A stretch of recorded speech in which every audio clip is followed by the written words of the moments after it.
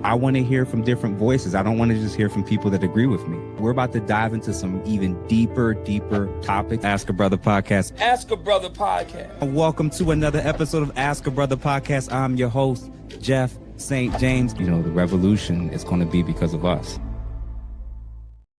Let's go. Welcome everybody that's tuning in now. We'll be tuning in pretty soon. Welcome to the Men's Table. I am one of your four co-hosts, and we're each going to introduce ourselves. My name is Jeff St. James from Ask a Brother Podcast. What about you, fellas? Darwin, you on mute. You're on mute, bro. Oh, my bad. Struggle streaming already, y'all. Darwin McPherson from Darwin McPherson. How's everybody doing? Happening, good brother. What's up? What about you, Dave? Dave Anderson, the Business Bully Podcast, all that good stuff. Let's go. Okay, and the legend himself. Go ahead, brother. Let the folks know. Let the people know who you is. Hello, my name is Mumia, Obsidian Ali, and I am a hero to some and a villain to others. Hey, you know what? That's a good problem to have. So everybody that's currently watching, welcome to our official launch of the Men's Table. As you saw myself, Darwin and Mumia earlier, a couple times we just randomly kind of linked up, and the response has been overwhelming, and it was very clear that you all were looking for this. So we're going to try to do this much more often. And this particular issue, when it comes to men and our issues as it relates to sexual discipline, how big of it is as far as it being a problem, or all the things that we're going to be navigating. But before we even just jump into the weeds of this stuff, fellas, why don't each of you kind of spend a little bit in terms of just setting the table of letting people know why it is that you want to do this, and what is it that you're hoping to do with this type of group, and why it is that we're like linking up and doing this, and what are you expecting, more or less? Well, all right, I'll dive in. You go ahead. I think it's a situation where there's too many inmates running the insane asylum around here, and there has to be a certain level of order that takes place. And I hate to break this to folks, masculinity has been under attack for the better part of 60 years, and enough is enough. We are at a point now where we're not giving people an opportunity to experience what it is when we show discipline, and we continue to platform ratchetry, nonsense, and simulation as the norm. And I think we're drawing four very distinct lines in the sand as some black Power Rangers and saying, no more, here we are, this is what it looks like. We're not perfect, but we're a lot better than these soft ass, moist ass simps out here. That's a good way to start it off. Darwin, what about you? Well, I'm here because I think it's important for people who have the credibility to speak on specific topics and matters at hand are able to do it from integrity. And there's just far too many people in this space or any other space that are just under a spotlight that links them to a lot of BS, a lot of discredit, adation, or whatever you want to call it, that forbids them or prevents them from being able to come into this circle right here and substantiate anything without having to be questioned about their behavior in this space, or their past, or their history, which is on their digital footprint. So I think just being able to associate myself with like-minded individuals who have a goal, who love their people, who love the best interests of our community, particularly being able to be the driving force and voice within a group of spokespersons to try to push the envelope on achieving something. I think that's an honorable position, and I'm just very, very, very appreciative to be among y'all. I might have more subscribers than y'all, but most of y'all have been in the game way longer than me, been in the trenches behind the scenes way longer than me. I have credentials that I have not obtained, but that doesn't prevent me from being able to be a part of it, because I've been able to have consultations and work behind the scenes with people directly on these matters. So who better else do you want on here than your man, Darwin McPherson, aka Bruiser? Let's go.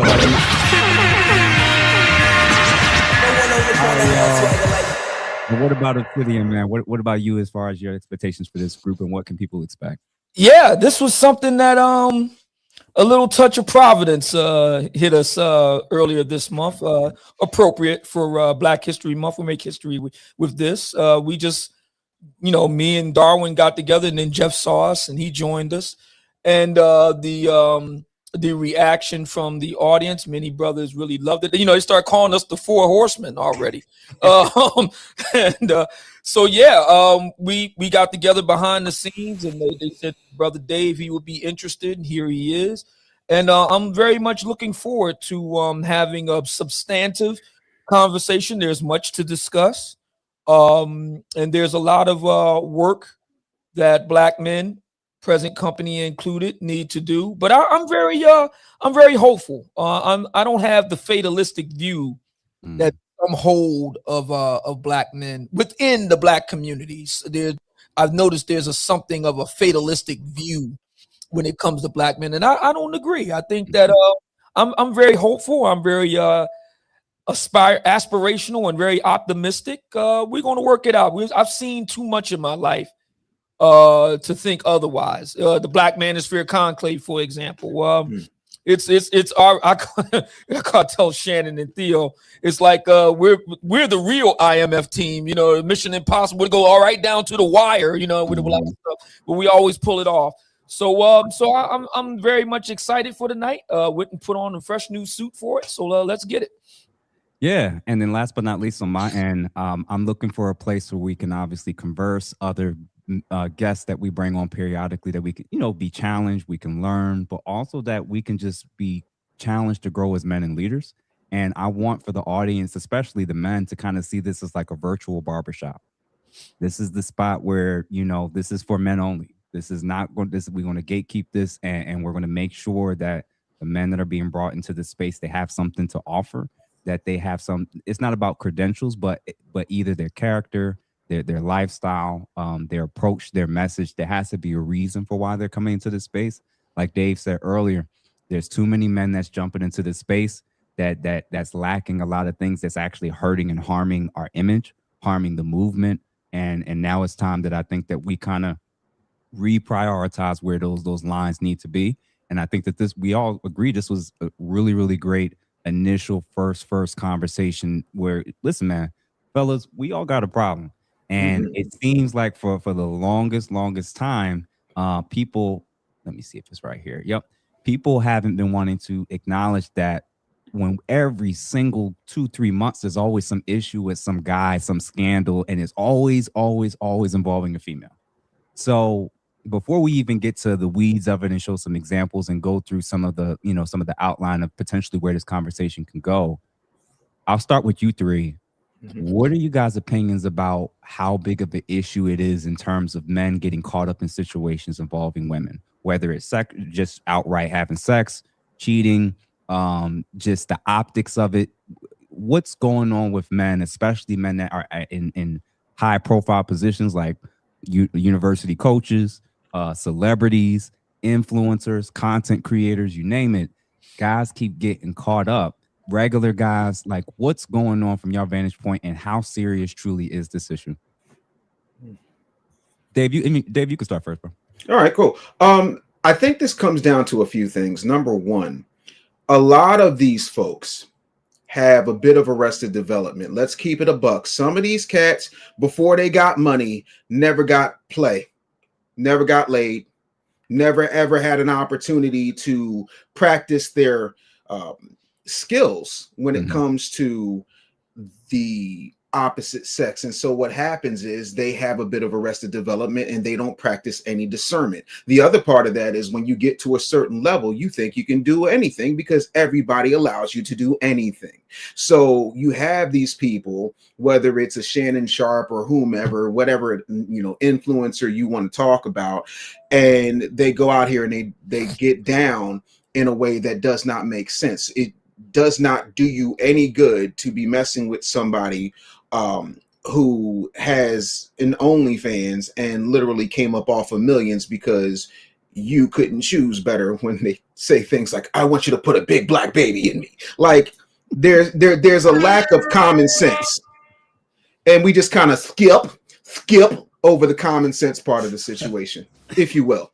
But I digress. What about you, Dar? Man, I think it's a plethora of things, man. First of all, there's a consequence acceptance. I think every path, every decision that we make includes costs. And I think avoiding costs is framed as a fantasy, not prudence. I think whenever you're making these decisions, you got to weigh the costs. You got to do a probability assessment, especially if you have a lot of things at stake that you could lose. You got a lot on the line. You have to, what you want to do whenever you conduct a probability assessment, this is something that I teach. Mm-hmm. You never argue what should happen. You describe what tends to happen at what frequency. Outliers are acknowledged but not centered. I think that's one of the most fundamental problems that a lot of these men have, specifically the ones that's in the thumbnail. Mm-hmm. They don't conduct a probability assessment. Otherwise, they wouldn't make those decisions, or if they do make certain decisions that's related to it, it wouldn't be as reckless as it is. And I'll just yield for now. Mm-hmm. What about you, Obsidian? The image that Dave put in my mind with that. Yeah. Well, we talk about this at the Black Manosphere Conclave. I talk about, there's I kick everything off the first day of the conclave. Would love to see you there, Dave. I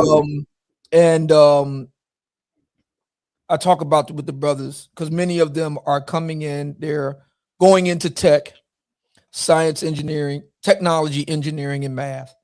They're coming into some serious money for the first time in their life. I know many brothers that was making around 50, 2 years later, they're making 5 times that. And I say to them that success will change you. Mm.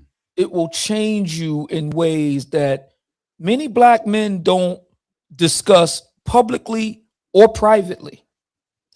And like Brother Dave said, on the ladies front, your life will undergo a serious change, and it can be rapid, and it can be very profound and extreme. And if you're not grounded, you could find yourself in some serious trouble. And we're talking about well-known figures, but I know of brothers that are not known to the general public and don't have the mega millions that some of these brothers that we're talking about tonight have, but they nevertheless went through a similar type of situation. And so I see it as part of my job, and me and many other brothers, my brother Darwin and you, brother Jeff, and others, to kind of get our arms around brothers and prepare them mentally for what's to come. The success will change you profoundly. And even with, we're talking about ladies right now, but I like to talk about just, you don't go to the same supermarkets anymore. You don't buy the same food anymore. You just don't live the same life. I tell brothers at the conclave, it's a lot like being in the FBI's, witness protection program, because you have a whole new life. And it does take a period of adjustment with that new life. And if you don't have a wife or a lady friend who can come with you, I know a number of brothers in the conclave, the situation changed so much that the ladies got very nervous. They got very insecure. They couldn't come with them. It caused a breakup, and I was saying to Theo, he's our chief technology officer, I said, listen, we are giving brothers the code, the nuclear launch codes here. We got to be careful with this. We're giving brothers the mother load here. We gotta make sure. That's the reason why I'm such a big proponent of mental health for Black men. We have got to put in safeguards so that these brothers, when they get this type of money, they don't go berserk with it, or it goes berserk with them and wind them in a world of hurt. So that's why we do a lot of, myself and other brothers, we do a lot of discussions, one-on-one discussions, group discussions, on the main stage about managing the success. It will change you. It's not a question of if, it's a question of when. It will change you. Make no mistake about it. The question is, will it change you for the better or will it change you for the worse? And I appreciate every one of you kind of pointing out and highlighting a lot of those key things and why. And like you said, Obsidian, it's so common that it's not about kings and presidents that and celebrities going through this. This is a very normal, common man issue. And as a guy who opened up my platform talking about this very issue and that I went through it, it cost me a marriage. It wasn't the only thing that was happening in my last relationship and marriage, but this idea of not understanding a lot of the things we're going to be going through tonight, it cost me not just a relationship, but it also cost me a lot of other things that I couldn't foresee. One of the biggest issues when we lack sexual discipline and we're not much more intentional about the types of women that we're surrounding and interacting with, this can wreck your mental health. This can wreck your relationships. This can wreck not only can it wreck your relationships and your mental health, it can even wreck future earning opportunities. We just saw with Shannon, right, where he lost the gig with ESPN. A lot of money was on the table, gone like that. The black coach, which football team is he with? Was he with? Broncos. No, the one who Shannon got Sharpe. No, the coach. The coach who got you talking about University of Michigan? Michigan. Big Ten, like, yeah. Millions of dollars gone like that. And it's like, it's costing us money, it's costing us generational wealth. And we're losing not just that, but just like the respect of our peers when we keep falling for the same traps over and over. So before we even jump into some of the details of the nitty gritty, I just had to get a hold of some of these super chats that I see. Top Notch Rocker 2618. Thank you for the $5. Grand Rising, my brothers. I've been rocking with Brother Dave since 2007 on XM Radio channel 169 before the merge became Sirius XM. He got an old school wow. That's insane. Shout out to you, family. Appreciate that. That was 18 years ago. Damn. That's crazy. That's crazy. I told you. Shout out to Top Notch for that and showing love and being a loyal supporter for sure. MS Delta Guy 8017 dropping a banger. $200 in the chat for the collection plate. Keep forging ahead, brothers. Appreciate you, MS Delta Guy 8017 for sure. Appreciate you for sure. And then last but not least, I see a couple more. He Who Remains 42. Thank you for the $20. Paying the Mumia tax. Speak on, brothers. Appreciate you, good sir. And then last but not least, S James Palmer 1517. Appreciate you for the $50. BMC, we are winning. So to kind of kick things off, man, let's just pull up some of this stuff. Men and sexual discipline crisis. Men today face a sexual discipline problem impacting mental health, ambition, relationships, and masculinity. We are overstimulated yet unfulfilled. Some of the core problems, and Mumia, you kind of alluded to this: historic porn consumption, dating apps built on novelty, shrinking attention spans, declining motivation, and lower social confidence. So some of the clear-cut things, and when we talk about what sexual discipline actually is and means, these are the four criteria that we're going to be focusing on over the course of tonight. And we're going to be referencing these things as it relates to the different men and examples, whether we're talking about ourselves, people we know, or even some of the famous examples of some of the guys that we're going to be covering tonight. This is what the manosphere is supposed to be about. For everybody that's wondering or isn't fully aware of why it is that we're doing this, the manosphere isn't just about talking about what's wrong with women 24/7. It's not just talking about how women have changed so much and how bad feminism is. It's really also about men challenging each other, challenging themselves, aiming to be better. So the first thing I think we're going to pull up, shockingly enough, is even before you gentlemen get to doing something wildly inappropriate, cheating on your wife, sleeping with a coworker, whatever it is you can name, let's start with, before you even get to that point, optics wise, how it is you can look when you're lacking sexual discipline in private. This can carry over into the public realm in terms of how you carry yourself. So the first person I love him and I love a lot of what he did. I was a huge fan of the Huxtables and the Cosby Show, but it's time for us to watch and see how he performs. So let's take a look at this. God made many things. You make me feel young again. You make me feel very excited. Look at me. But don't die right now here, please. What do you mean, don't die? Maybe if you die, I'll be very famous. Tomorrow, Yeah. everybody will know me. Bill Cosby died interviewing Sofia Vergara. Not for the interview. I want to show the clip Okay, what? of myself. Now pay attention and you will see my clip. Show the clip, boys.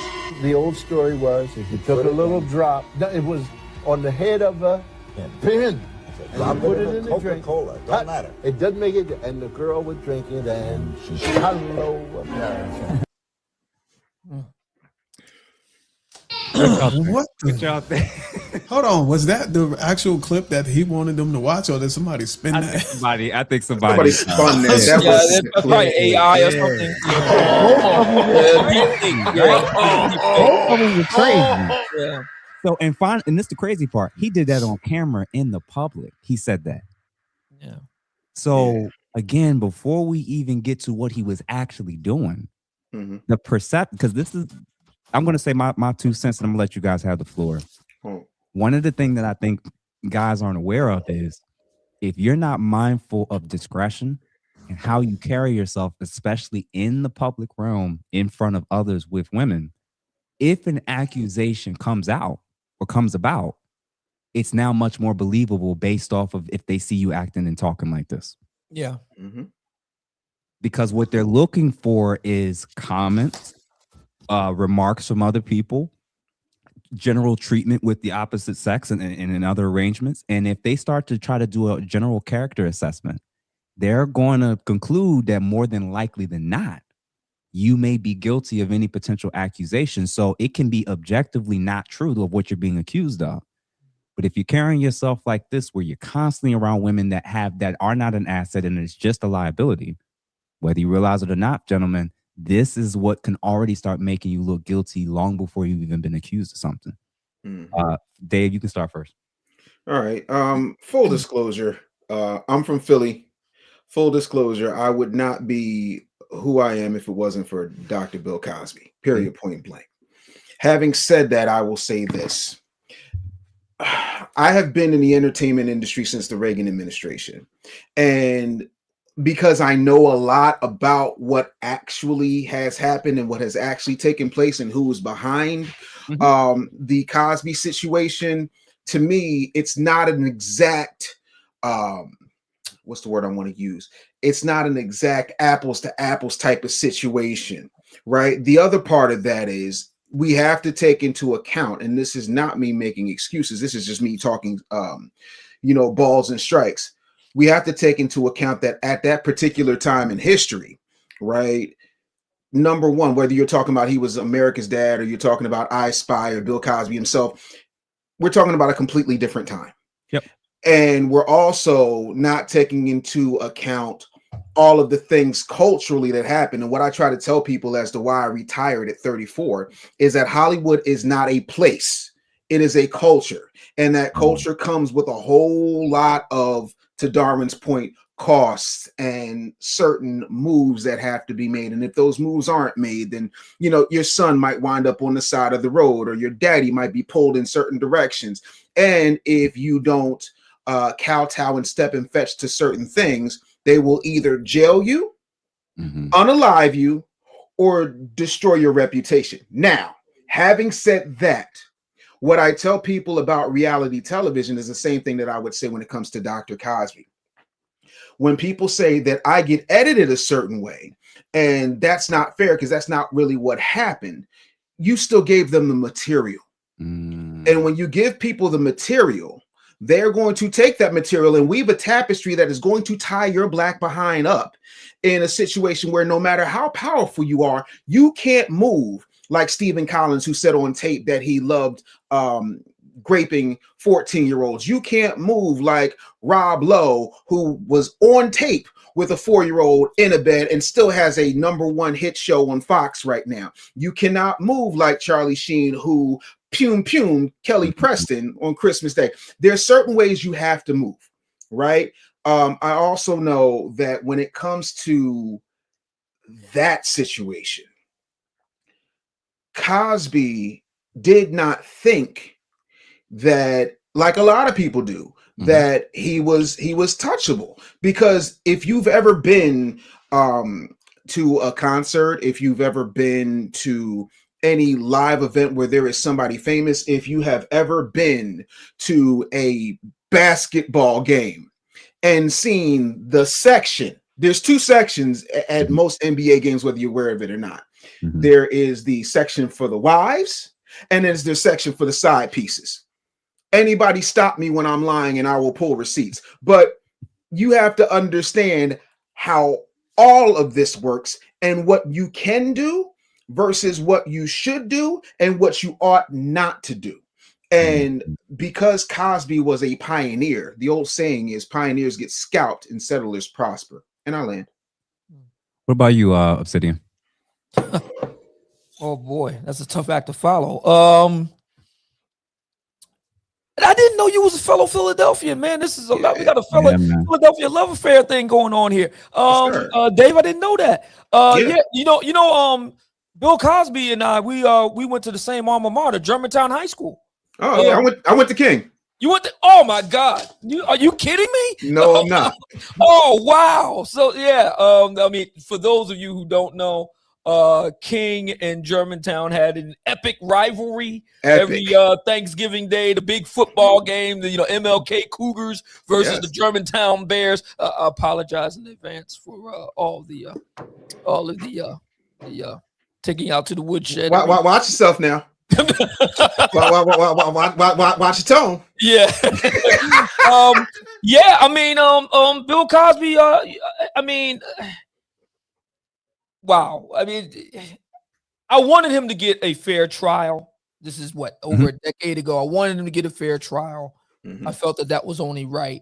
But yeah, man, it's hard to defend the stuff that even if you believe, like there was prosecutorial misconduct, and that's the reason why his situation was overturned. He was released. But still, I mean, it just didn't look right. The optic piece that you're talking about, Jeff, it just looked bad. It just like, man, you got to get a handle on that sexual piece. And it's easier said than done. I understand.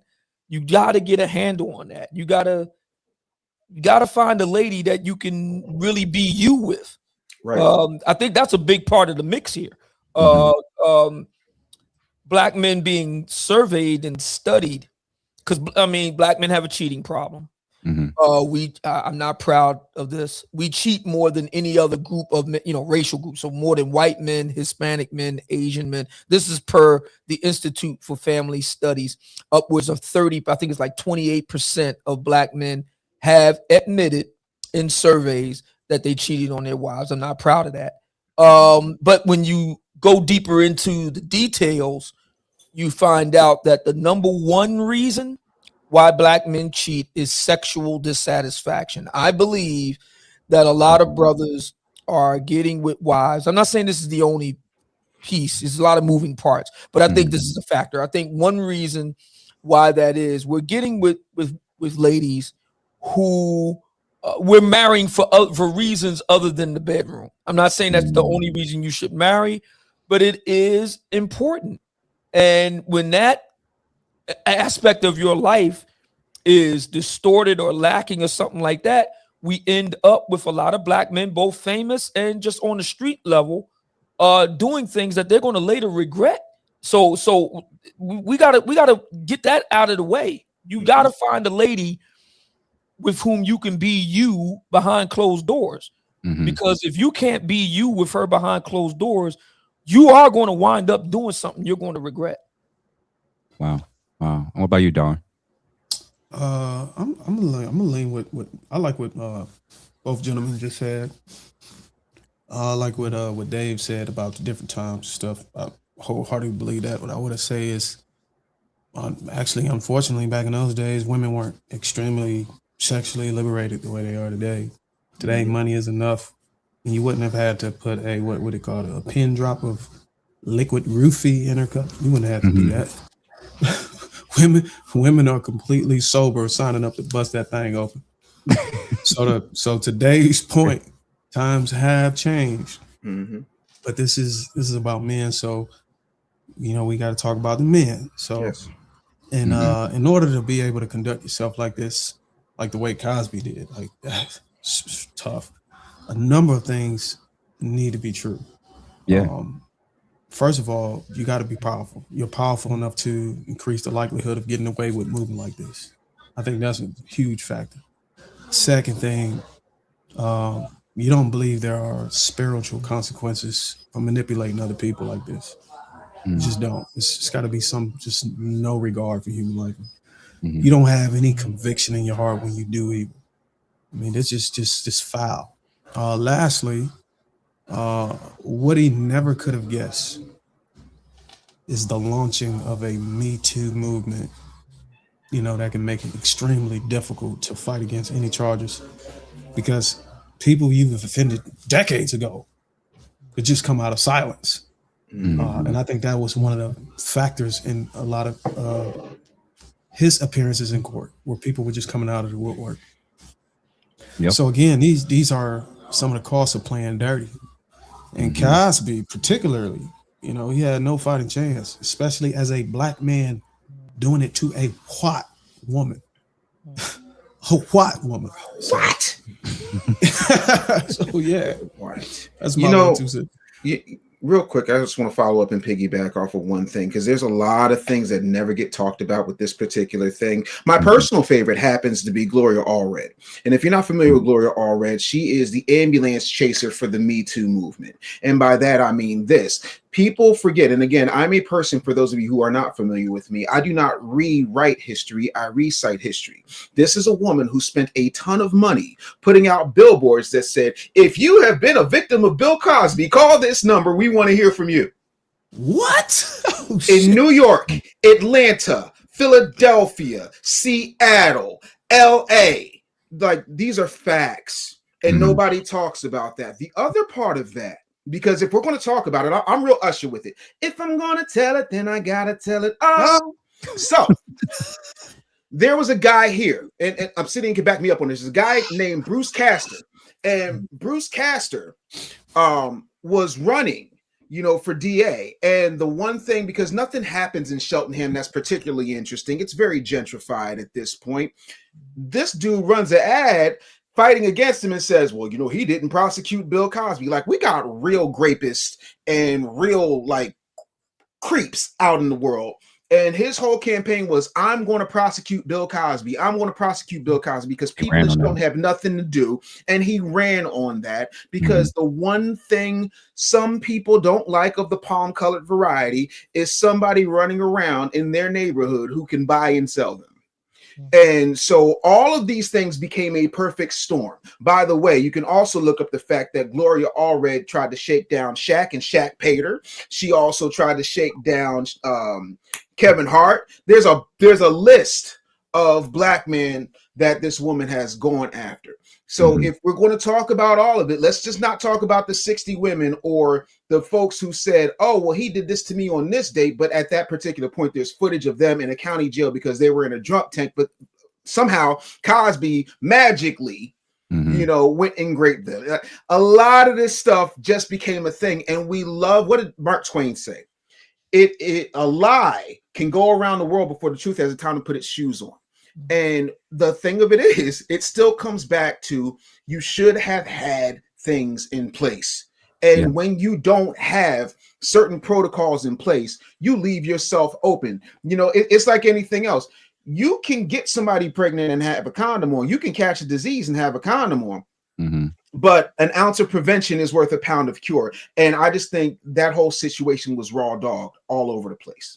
And I appreciate you guys allowing and acknowledging, and this is actually why I picked this particular case specifically, because right, wrong, or indifferent, what he did or shouldn't have done, what he did or didn't do, there was so many different factors that maybe had nothing to do with the truth, ulterior motives, like Dave mentioned, big deals that he was trying to acquire in terms of major platform channels and whatnot, and brand deals and whatnot. So what I think what I was hoping to get at, and it's clear that you guys kind of acknowledged it, when you just give the bait, when you put yourself in these situations, especially repeatedly, even just people, even the accusations will start to get legs based off of how you're choosing to move.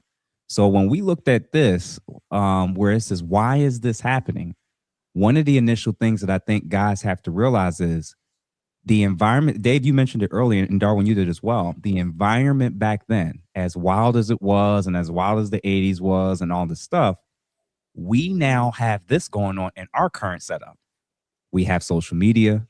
We have a wide variety of access to women from a variety of different ways. We now have a device that can connect us to women from all over the world, which means they then have access to you.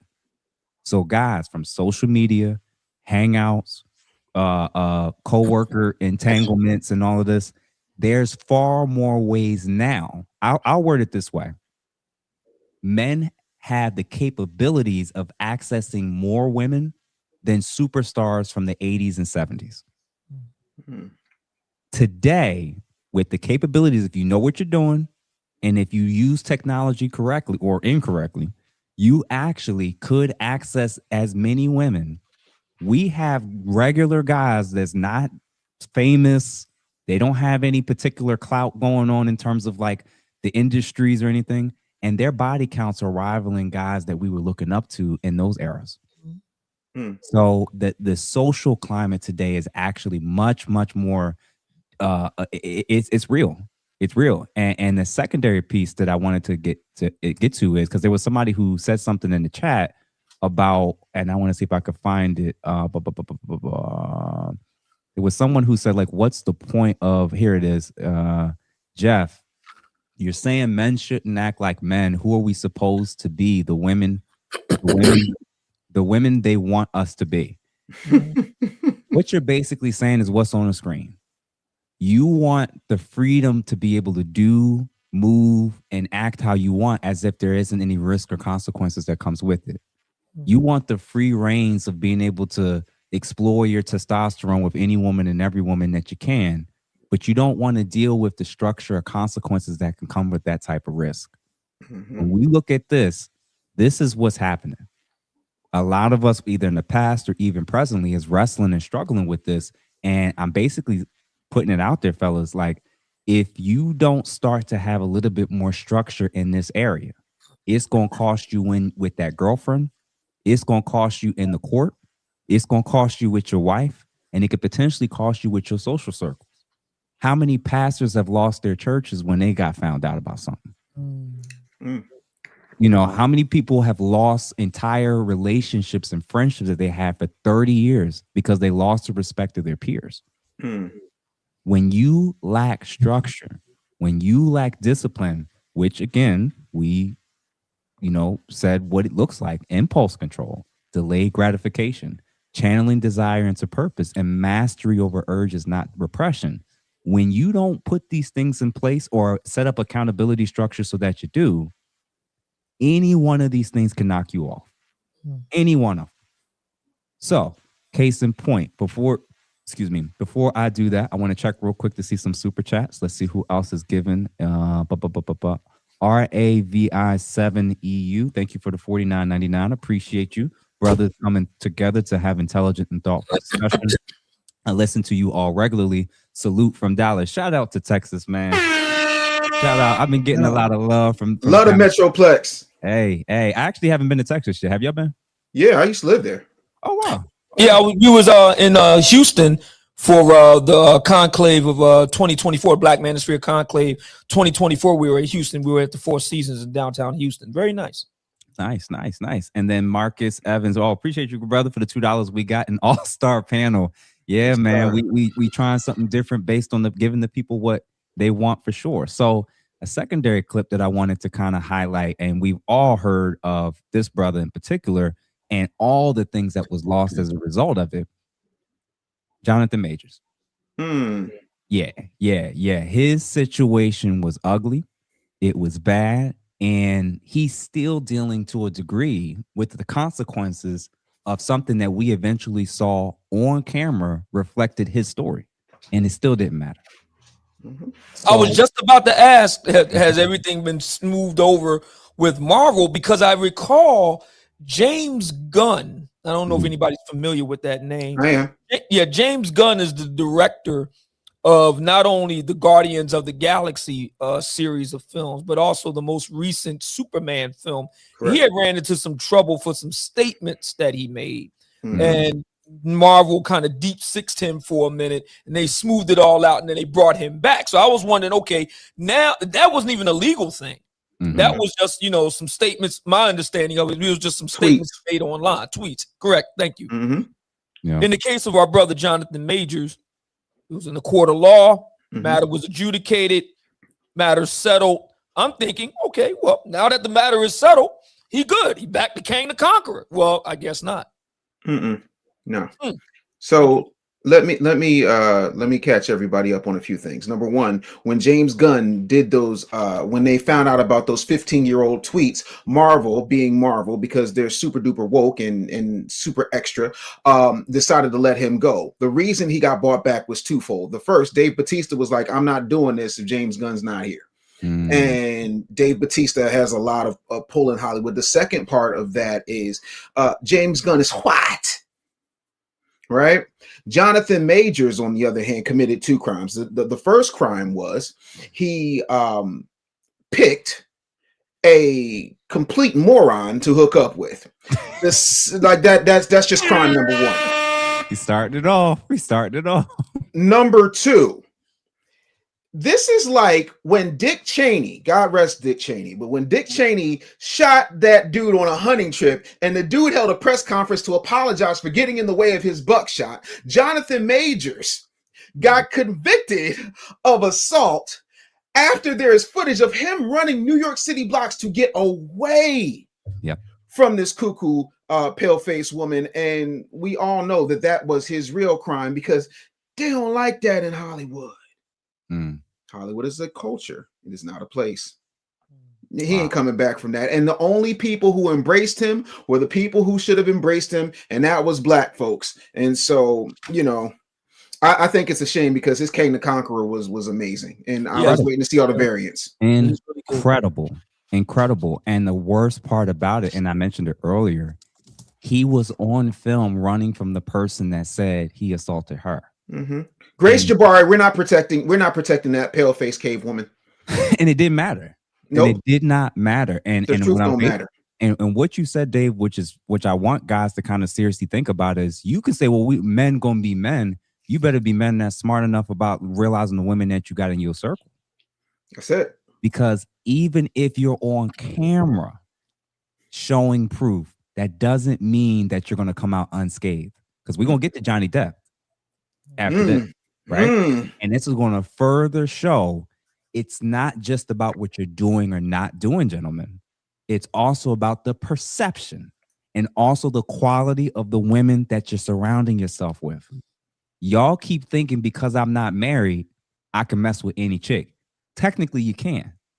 But if you're a man that's trying to move and become something, what happens when you finally get serious with the right one? And what about all the women that's on the side that was like, I thought he was going to pick me? Or maybe that time of consent wasn't so consensual after all. Maybe that time when we was hanging out, maybe I actually didn't want. Oh, he's on financially? Maybe I got to circle back 10, 20 years later and see what I can recoup. So even with this, I'm going to play this real quick with Jonathan Majors, and we're going to watch this, and people are going to see like this is what happens when we're not much more careful when it comes to the caliber of women that we're surrounding ourselves with.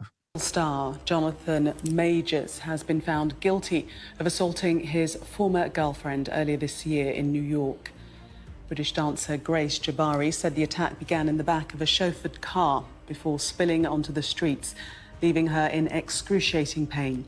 The actor will be sentenced in February. So his image, his name, his brand, his networking opportunities, social connections, everything a ripple effect. And most people that are watching the situation agrees with Dave. He looks like he was the victim. And it doesn't even matter. Darwin, what you think? I followed this story or whatever happened, man, and I think there needs to be some type of revolution against removing endorsements and sponsorships from those who have won their cases. I'm talking about the ones like, because I believe he came out clean and won the cases of dispute. I think it needs to be a revolution, and I think a revolution from within I guess the acting, just that overall, whatever you want to call it. I think all of the actors who sat back and watched this, I know there's really nothing they can do, but I think all of the actors who sat back and watched this and then went back to work like business as usual, I think they're selfish. I think they're selfish. And I don't think they realize that what happened to Jonathan Majors can happen to them. You know, we've seen writers boycott from doing movies and stuff. We've seen actors boycott. It needs to be a boycott for decorum on how you handle actors who are accused and you know, to get restored. There needs to be a policy that pushes protection for actors and forces the restoration. I think they need to be restored. Sponsorship and endorsements, or even roles, if there happens to come out clean. You know what I'm saying? I don't like that this has to follow you, even when it turns out that you were right and they were wrong. And it's going to take actors as a whole to stand up for this type of agenda. Otherwise, it will continue to happen, and there won't be nothing any actor going to be able to do about it. Appreciate you, Bruce, for what you're saying with that. And it's true. I think if I had to be honest, I think at the end of the day, the corporations kind of run that, and they get to decide who they want representing the corporations, their companies, right? Certainly. Even after situations like this, what will change that in terms of what you're saying is the combo of the actors standing on one accord, but also the audience. So if I look back, if the audience has said, hey, he's innocent, bring him back, or we're not showing up to watch any more of y'all films or shows, Marvel, Disney, there's a good chance he'd be back on the team. But because the audience continued to engage with it, this is like Kaepernick all over again. When you think about it, where it's like if you really was like, yo, I'm not doing this anymore, I'm not supporting NFL anymore unless Colin Kaepernick is brought back in. If the audience overwhelmingly sided with that, guess what the NFL would have done? They'd have brought him back in. I don't think it. I agree with you, but I don't think it's a matter of the audience in that case with Kaepernick. I think if that was Tom Brady, the likelihood of the audience being like, you know what, we ain't watching this unless Tom Brady is in the union. Some motherfuckers would have did that shit. If it's somebody like LeBron, I think because Kaepernick wasn't like an elite player or white God's child like Tom Brady, and it's highly unlikely that would happen. But if you just imagine, if you are a Marvel fan, specifically Avengers, and you like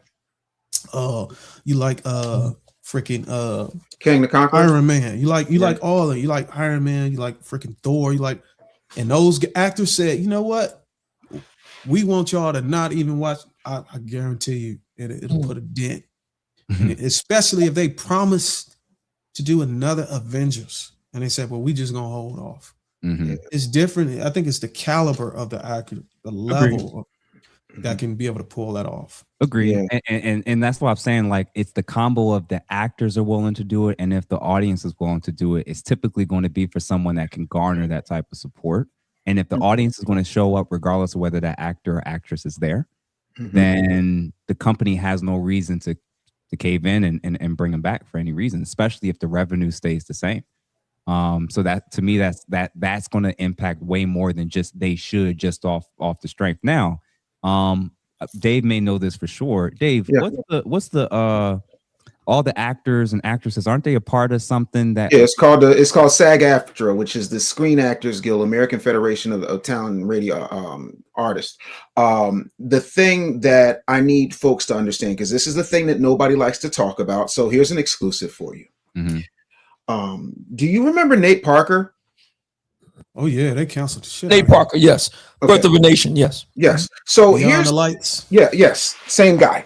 Here's the problem that we don't like to talk about. And I'm speaking specifically to the Black community, especially the Black community who are well-to-do when it comes to entertainment. Nate Parker had an opportunity to take his film, which he completed himself, right? And Byron Allen was going to buy it. Entertainment Studios, which is Byron Allen's parent company, was going to buy the film. Nate Parker decided, well, yeah, that's cool, but how far am I going to get? Now, keep in mind, this is after the success of the 47 Meters Down franchise that Byron Allen had. And then he had another like tornado movie, which was absolutely insane. Nate Parker decided to go with Fox Searchlight, which when it comes to black movies, you got Notorious. Can't think of any others, but what happened with that is sometimes, and I've seen this happen in various aspects of the industry, they will buy a contract, they will buy some IP, they will act like they're doing something in good faith, and they will turn around and bury it. And once they decided to do that and get tricky with the receipts, then they bring up a case from years before that he actually beat. Until such time as we have a place and an alternative for our people to go, you can't be surprised when white folks decide to take care of their own and put us in a subservient position when all we are glorified employees with PR agents and managers and a glam squad and a driver. Period, point blank. So we have to start looking at not just being performers, not just being writers, but also creating situations where we can go and be safe without having to be subjected to their nonsense. But, you know, what do I know? Just 40 years in the business. Shout out to Mont. Appreciate you, good bro. You got to come through pretty soon, man. $4.99. Thank you, sir, for that. No such thing as a man's table without the what's going on, bro? No cupcake zone $1.99. I had Dave on my podcast 9 years ago. Wow. Dave bringing the people out the woodworks. Okay. 4 decades of this. Hey, Philip Jameson, $49.39. Thank you for the $1.99. I'm anxious for the interview with Bop Culture Mika. Mika will be on tomorrow. It will not be an interview. I'll be making sure everybody's well aware of that. We had a show already planned well in advance.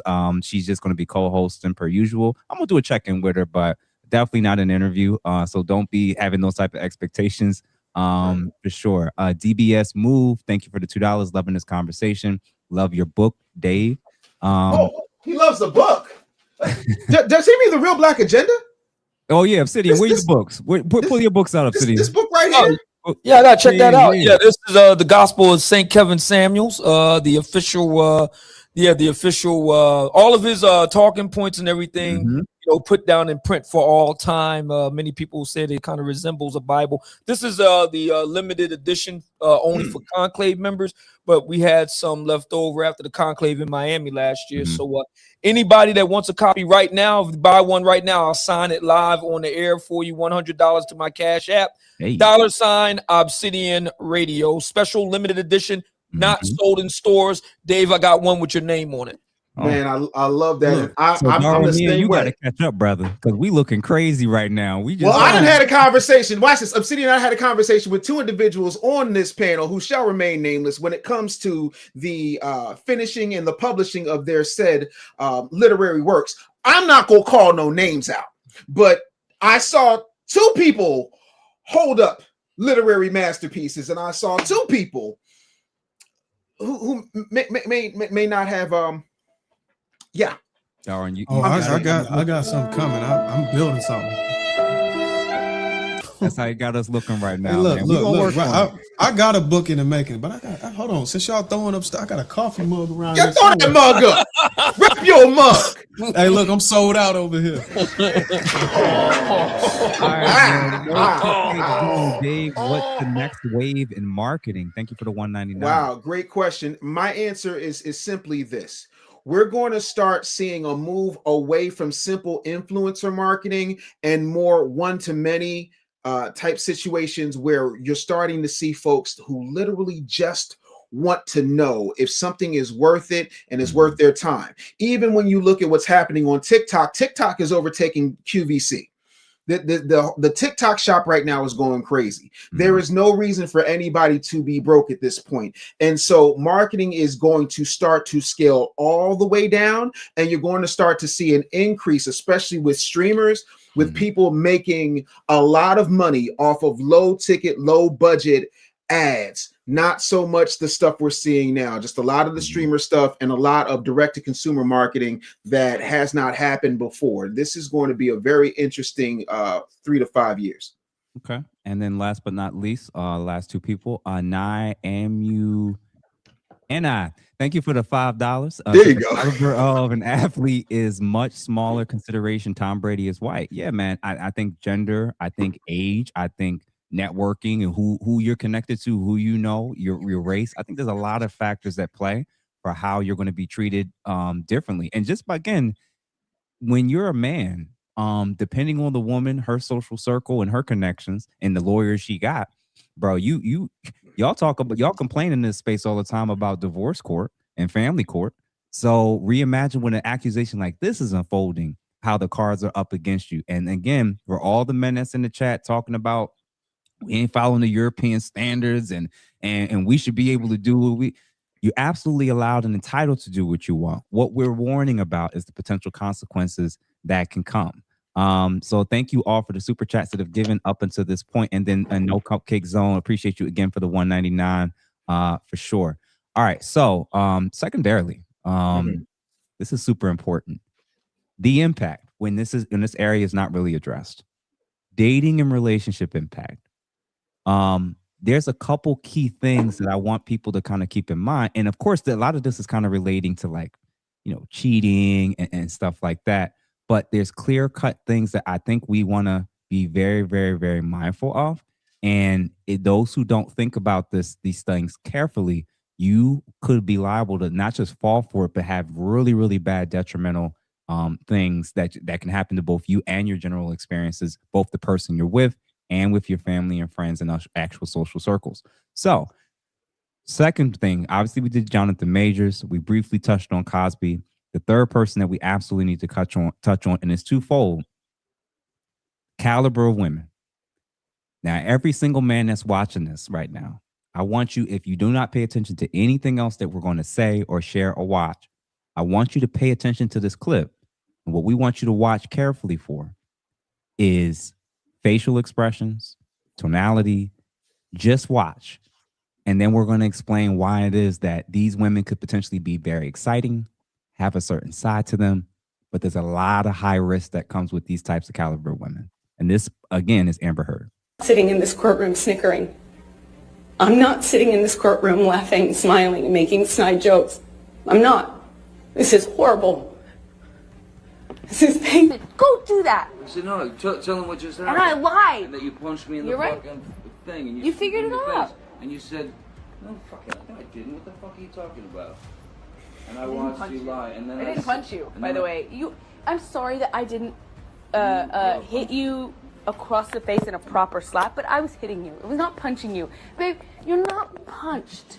Don't tell me what it feels like to be punched. You know, you've been in a lot of fights, been around a long time. I know. Yeah. No, when you fucking have a close You didn't get punched. You got hit. I'm sorry I hit you like this, but I did not punch you. I did not fucking deck you. I fucking was hitting you. I don't know what the motion of my actual hand was, but you're fine. I did not hurt you. I did not punch you. I was hitting you. How are you? What am I supposed to do? Do this? I'm not sitting here bitching about it, am I? You are. That's the difference between me and you. You're a fucking baby. You are such a baby. Okay. Darwin, you could kick us off first, man. What's the immediate thoughts that comes to mind about the caliber of woman she is, and why, if men ignore many of these types of red flags, they could find themselves in these type of situations? I'm gonna be honest with you, man. It's unpopular opinion. People probably gonna be hating me for it, but I don't believe there is a caliber of woman. I think all women innately have this type of behavior embedded in them. Most of them do a really good job of locking it away for the sake of being able to reach whatever outcome they want with a man. Hold on, because we're not gonna skip over what you just said, brother. You're saying it's not a type of woman. Any woman is capable. I'm not even saying anyone. I think all women have this innately inside of their mentality and mind frame, or whatever you want to call it. I think you have a plethora of women, an overwhelming number of women who know how to use it strategically in a way to where they keep it stored away so that they can reach the outcome they want with men. And I think the level of masculinity the man have that they run into actually furthers keeping it suppressed or keeping it locked away based off of her satisfaction with him. I think all of us at some point in time will have to deal with a woman, that side of a woman. Some earlier than others, but it's about you being able to stand firm on your boundaries, stand 10 toes down on your standards and principles on what you want to accept from a woman. But it's gonna come. It might not come when you think it's gonna come. It might not never come. If you blessed you are if it never comes. But if men think this is just a caliber of woman, you're gonna be sadly mistaken. This isn't all women. This isn't all women. You have women who know better. They weigh the pros and cons, and they know how to keep that Jezebel spirit locked away. That's just my 2 cents. It's an unpopular opinion, and people hate me for it. But I firmly, fundamentally believe it. Obsidian, before I say anything, what you think about what Darwin just said and what we watched? Well, I mean, it's kind of like asking, you see a little poodle, right? Does that dog bite? You got teeth, don't he? Yeah. Can any woman do that? Yeah. Some women, just like some dogs. And I'm not saying women are like dogs, but you get my point. Mm-hmm. Some women have their head on straight, and they don't, they kind of lock those type of behaviors away. There's a in the psychometric world, in the world of psychology, there's what's known as an Ocean Big Five personality test, right? Openness, extroversion, agreeableness, openness, conscientiousness, extroversion, agreeableness, and neuroticism, right? Yep. I'm a big fan of the Ocean Big Five.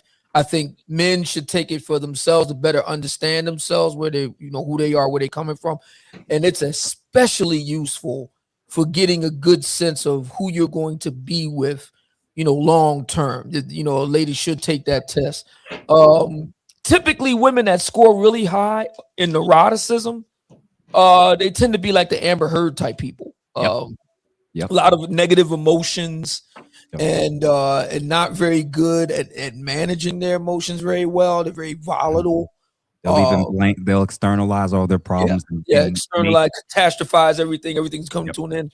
So those type of people, as Johnny Depp unfortunately found out the hard way, they can tend to impose a lot of costs on you in terms of relationship, not only just financially, but in terms of emotionally and all the other things.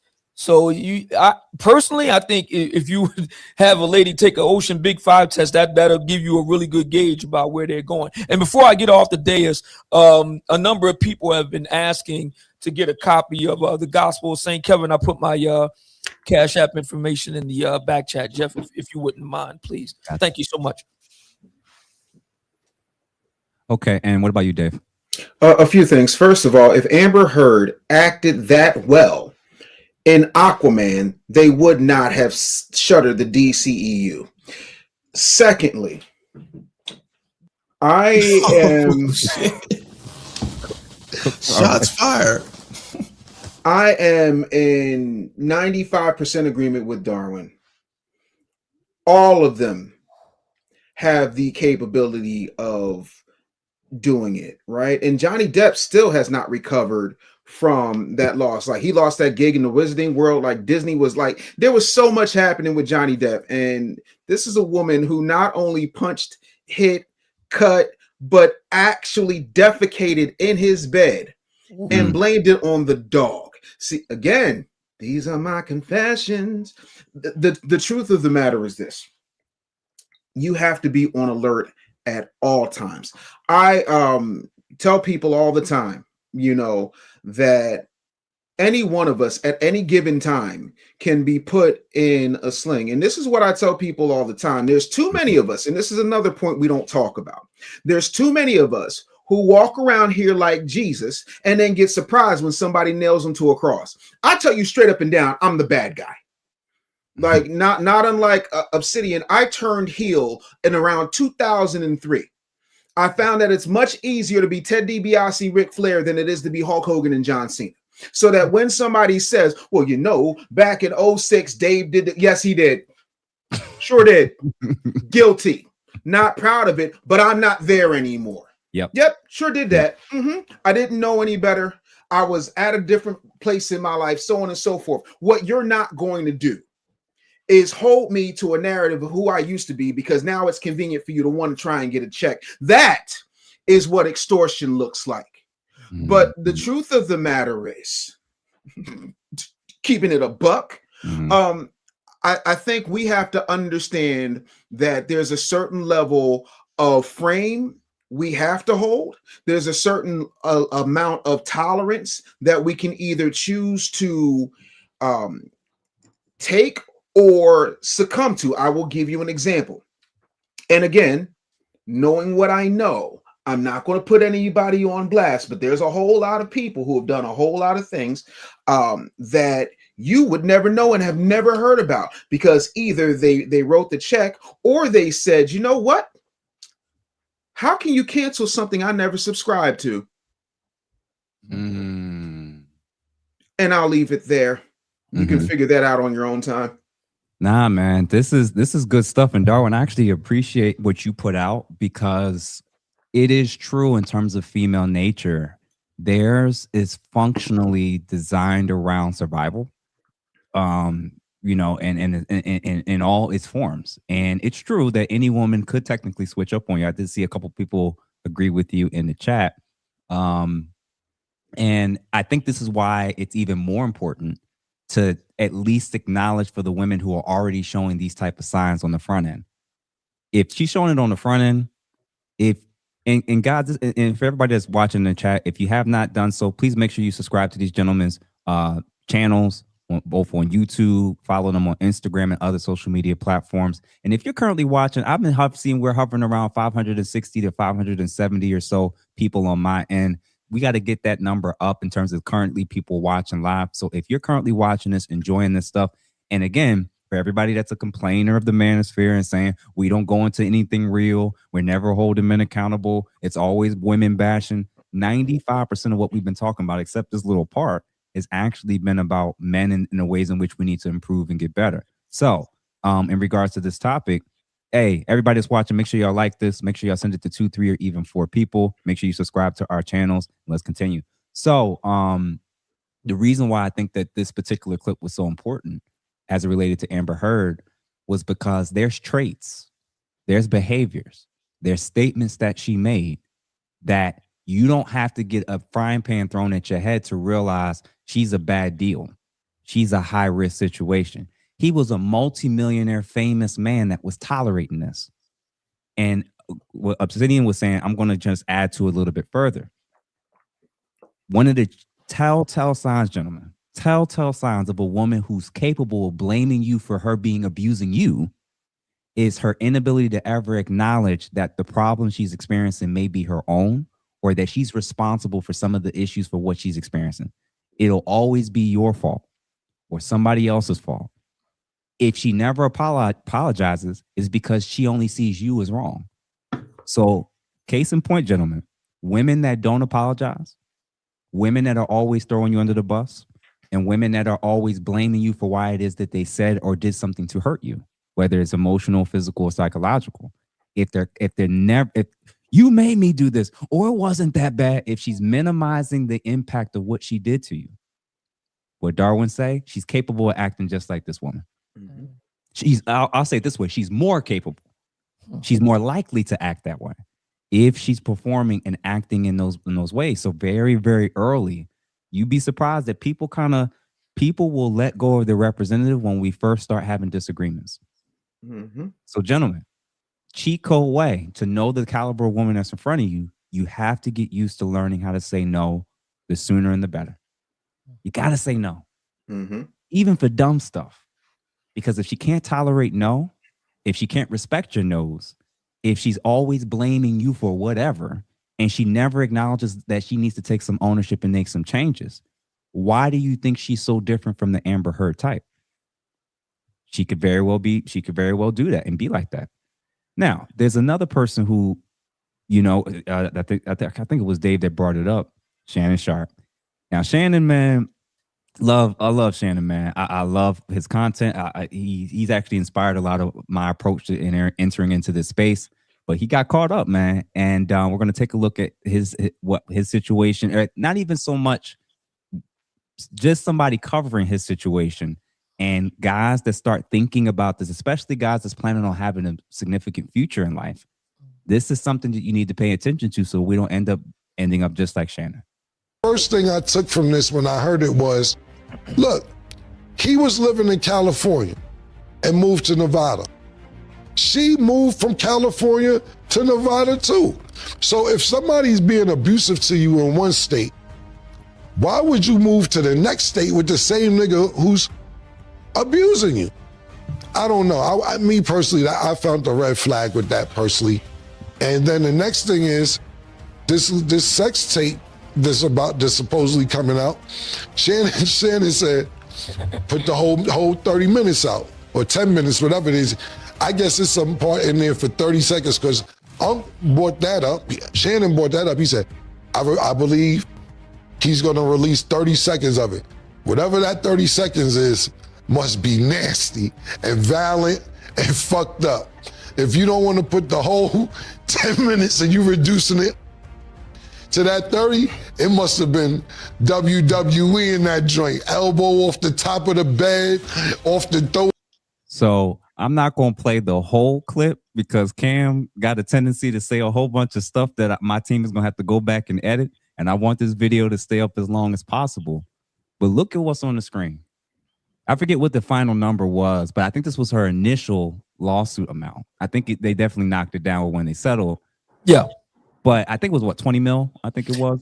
I'm not sure the exact number. My understanding is that it was never disclosed. I could be wrong about that. But whatever the number is, it was enough, and I can confirm this, that it was enough for the lady in question to retire her OnlyFans career.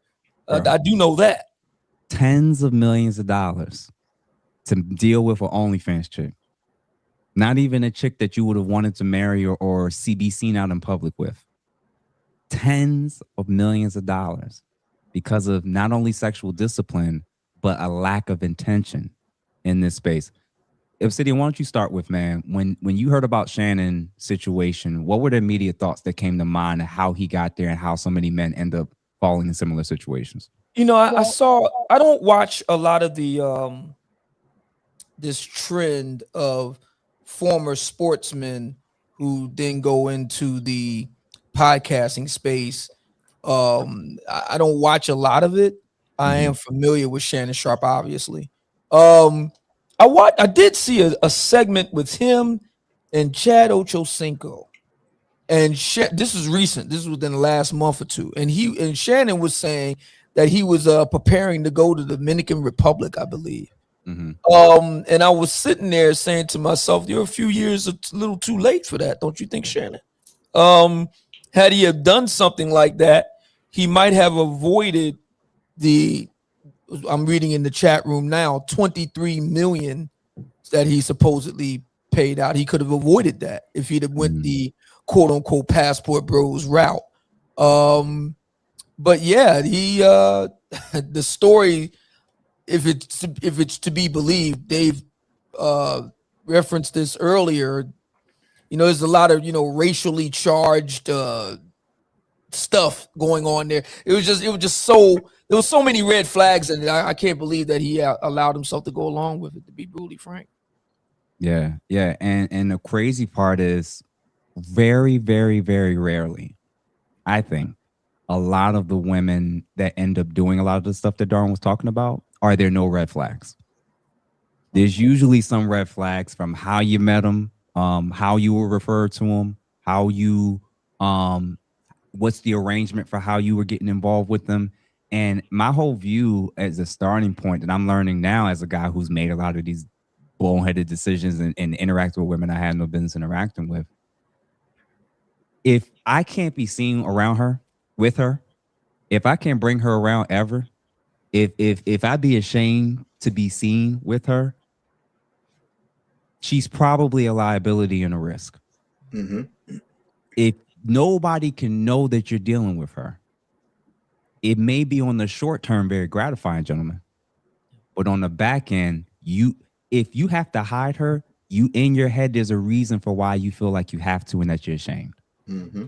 That's the same reason for why it can come back and haunt you if you keep these lines of communication and engagement with these women open. So when it comes to body count with men, especially men who think like it could just be unlimited, it doesn't mean anything, it is what it is for men. My one warning when it comes to guys who have very, very high body counts, every single woman, think about what Darwin said, every single woman that you've ever had any significant interaction with, physically or sexually, at any point in time, any of them could change on you for any reason. So the more women that you've slept with, the more opportunities for accusations could be there on the other side of it. The greater your body count, this is why you'll hear about Cristiano Ronaldo and all these guys have slept with 1,000, 2,000, 5,000 plus women over their lifetimes. And the reason why they keep losing money, having to do settlements, having to go to court and going all this other stuff is because these are women that they've actually been around, hung out with, drank with, smoked with, slept with. So when you keep adding to the list of women that you have no serious long-term intentions with, that's your right. You're free to do it. Just realize the cost that comes with it. Dave, what's your thoughts about the situation with Shannon? When I say what I'm about to say, I'm going to offend a lot of people. Uh-oh. Black people love fried chicken and watermelon. Italians love pasta. Chinese people tend to have rice with every meal. Most athletes ain't got no damn common sense. Even after they retire, even if they're in the Hall of Fame, Skip. One of my first books was called Common Sense Ain't Common, a practical guide to getting the most out of life. I should send Shannon a copy. That is not to say that I have done everything right in my life, because just like you, Jeff, I have made some stupid decisions, but I've learned. Shannon has not learned. He does not have any discipline. And I remember when I was, this is before I retired from the industry, I remember being on a panel, not unlike this one. And a guy said something. And at the time, I was too young to understand what he meant. He said, if I get to a certain level, I would rather just deal with escorts to get my jollies off. Because fair exchange ain't no robbery, and then I ain't got to worry about no blowback. And I was like, if you got to pay for it, you're doing it wrong. But see, again, young, single, ready to mingle, young, brash, and cocky, somebody stopped me. I did not understand that was game. And a lot of times, if you're going to be undisciplined in your urge fulfillment, you need to be disciplined in how that delivery system happens. And Shannon has the means, the motive, and the opportunity to make better choices. The other part of that is, and why you see Shannon being so hypersexual, and no one wants to talk about this, Shannon has had the stigma of being, how would Wendy say, how you doing? Bruh. Deaf, Darwin, Athenian. Y'all know good and well when he popped out with that orange sweatsuit to promote his liquor. People was like, I mean, the man literally could have been 2 bars. He could have been skis held up. He was a walking pause. This man has a collection of purses that would rival my mother's. And so a lot of that, oh, be my Michelle. I just threw the phone on the bed and it magically pressed the button and went live. Oh, Michelle. A lot of, be my Michelle. All of that was to kind of counteract the fact or counteract the perception of his perceived libiquita eligibility, DL affiliation, no Hughley. So this dude should have, as John Travolta put it in Pulp Fiction, better known better. Mm-hmm. And I yield. What about you, Don? I know brothers like to operate like this. They want to, trick off, do their thing. I got nothing against guys want to do their thing and have fun. But if you got to think about accountability. Who's holding you accountable for your actions? Mm. I think if Shannon Sharpe was just gaining incentives or revenue by Shay Sharp, whatever podcast, whatever he got, it would be different. But because he's part of a brand, an institution that forces him to embrace their moral validation, then you got to understand what the decisions you make look like. Because if that's where your bread coming in from, whatever way you want to operate and the things you want to do don't matter. Mm-hmm. You have to take into account. You had to compensate for how they perceive what you do. How old was this girl? I think 20 something. 21. 21, something like that. I think. And how old is he? Yeah, he got to be 50 something, right? He's way in his 50s, I think. Come on. So can you see how that look? I think that's visually risky for them to have somebody on the show paying him that amount of money for him to be able to conduct himself like this. So I think it's just a matter of, if you're going to operate like this, you have to respect the moral validation that is attached to you, and you're validated through their lens, not on the actions or the things that are activities that you want to participate in particularly. I don't think Shannon Sharpe accounted for that. He thought that he could have his cake and eat it and still continue to hold on to that 50 million. Because I think allegedly they settled up for $20 million. Mm-hmm. And then I think he had a $50 million deal in progress that was held. Mm-hmm. So yeah, you just can't do that. You fumble in the bag at that point. Yeah, it's ironic. An NFL Hall of Famer fumbling. Wow. Oh no, that's crazy. And it's wild. But the point I was making, and I'm glad that you all hit on different key points that I wanted to touch on. One of the things that I think when these situations unfold, every guy that wants to judge these men too harshly or be like, I would never be in a stupid situation like that. Think about the fact that these guys are rich. Mm-hmm. These guys are wealthy. These guys have status. These guys have high-powered lawyers. They have a whole host of things, and they can stumble.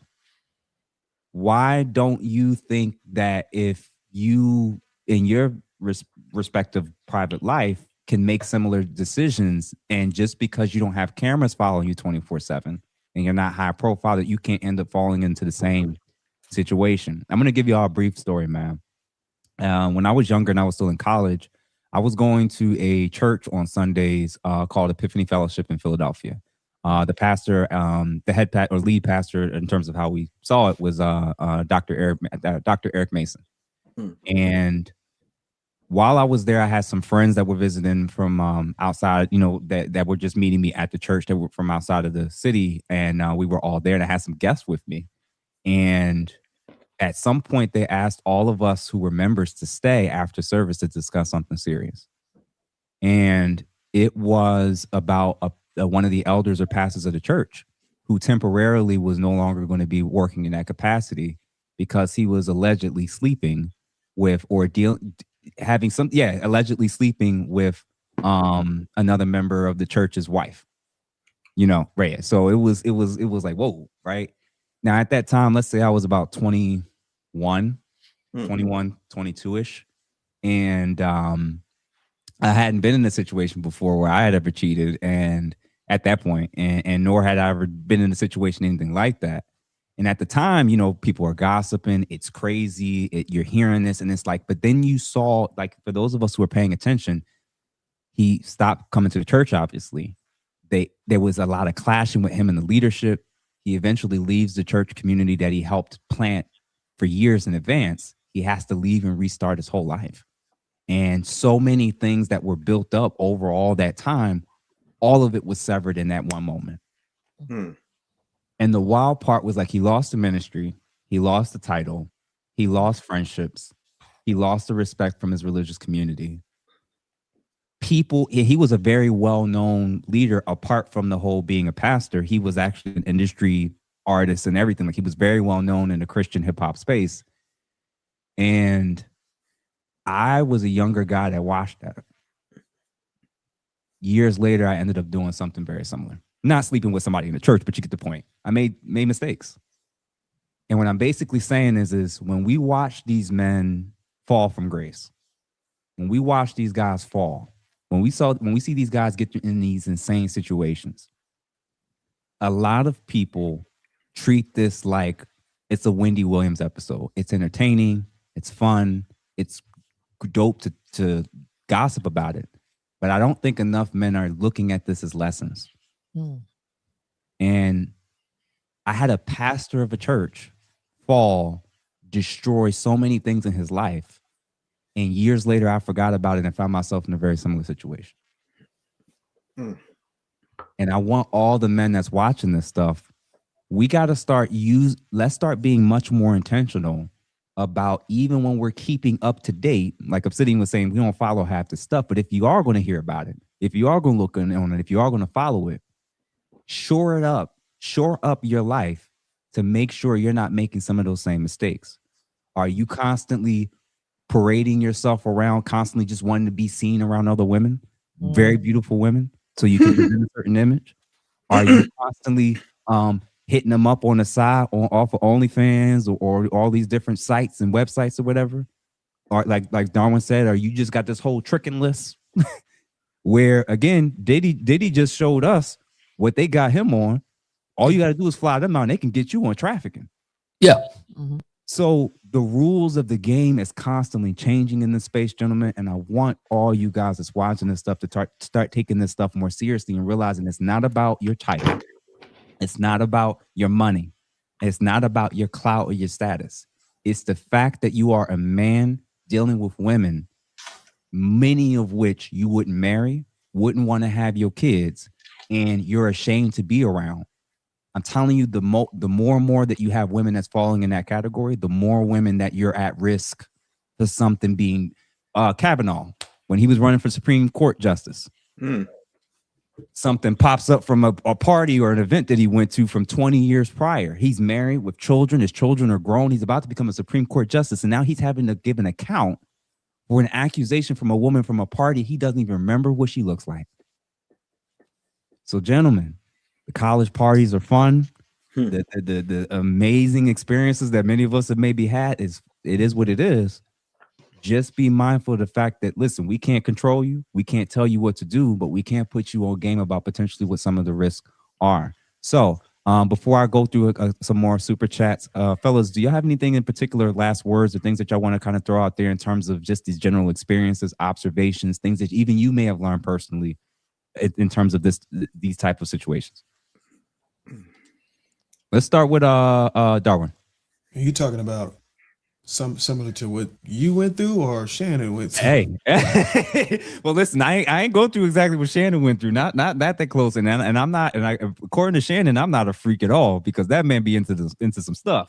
So, but for you in general, just the overarching conversation, what have you learned, just an observation or even personal experience that maybe the men need to hear? Well, I think it's a pattern that you can find with a lot of these guys is a lot of these guys caught in these situations.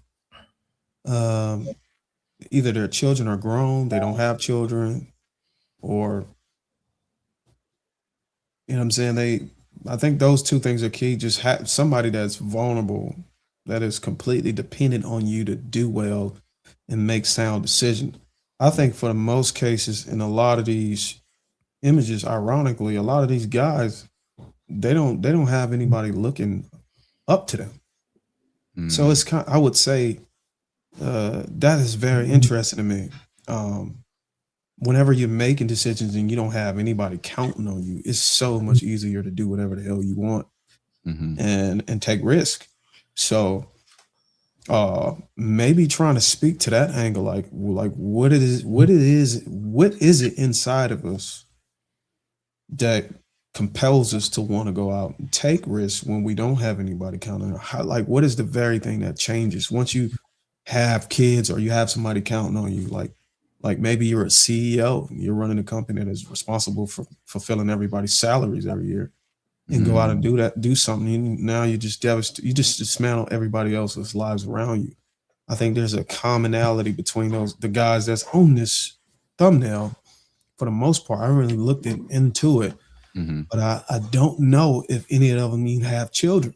If y'all could correct me if I'm wrong. See, a few of them do for sure. I know that Anton's in the middle, and he has.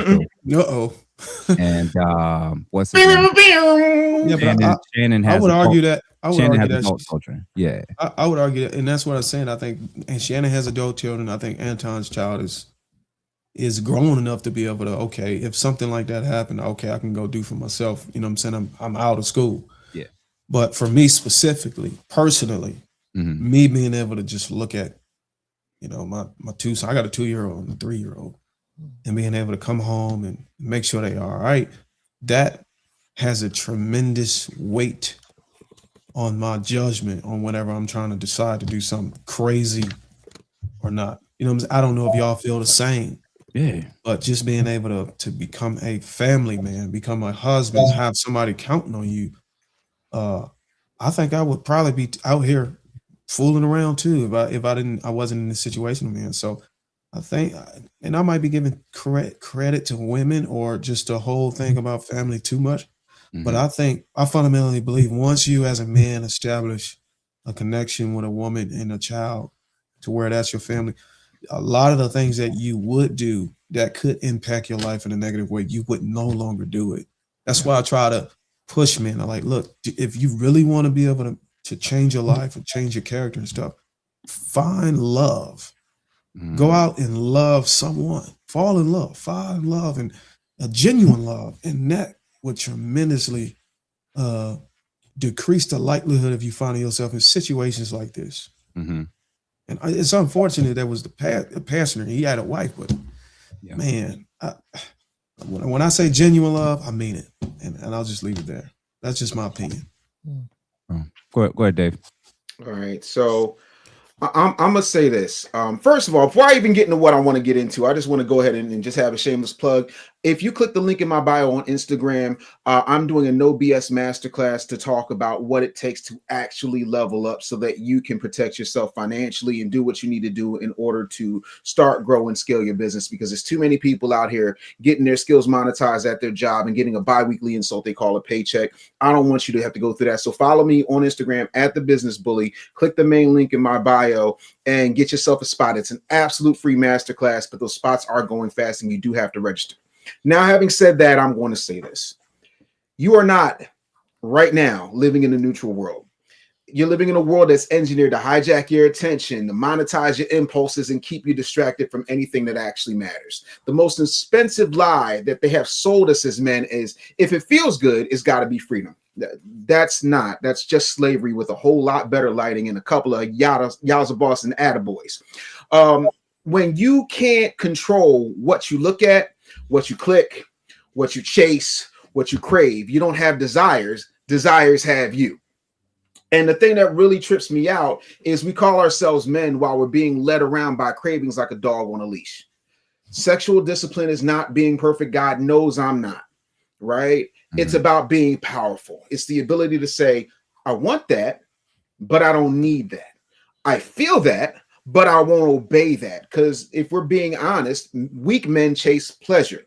Strong men build purpose, and disciplined men shape history. So for me, I want to challenge every brother within the sound of my voice to stop letting corporations profit on your low vibrational self.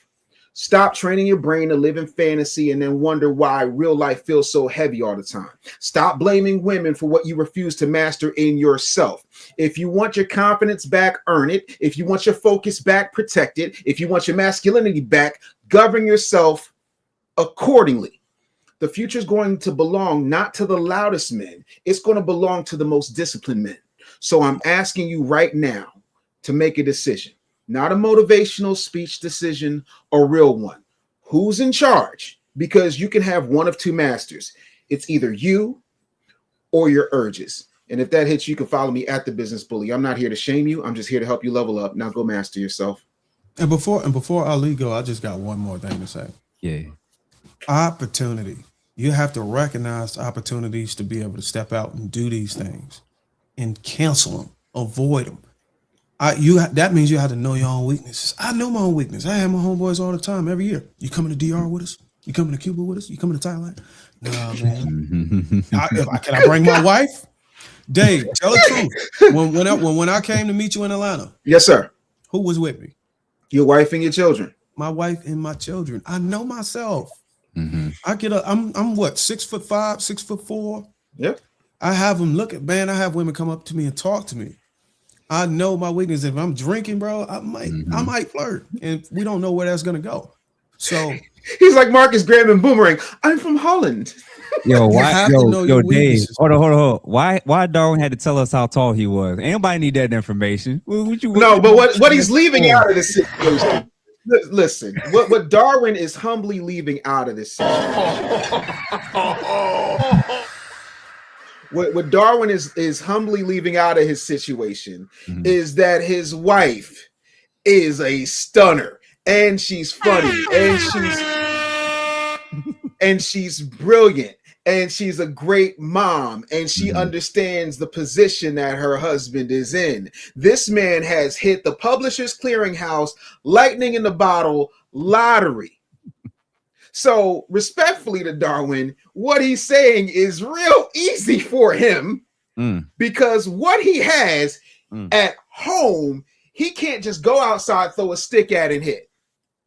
Respectfully. So basically what you're saying, this area is pretty easy for him. I'm not saying it's easy. I'm saying it's no. Let's watch this. This is where the PR spin doctor comes in. I'm not saying it's easy, Jeff.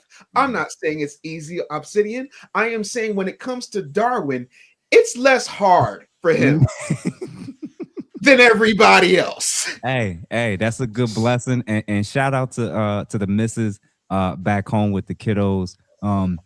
Obsidian, what about you, good brother? Yeah, I'm glad that we all could get together tonight. It's a heck of a kickoff, and I'm looking forward to doing this as often as you would have me here, Jeff. Thank you so much for that. And this is a very, very important topic, and I'm very glad that we were able to address it forthwith. Infidelity, all the things we talked about tonight is a very real concern.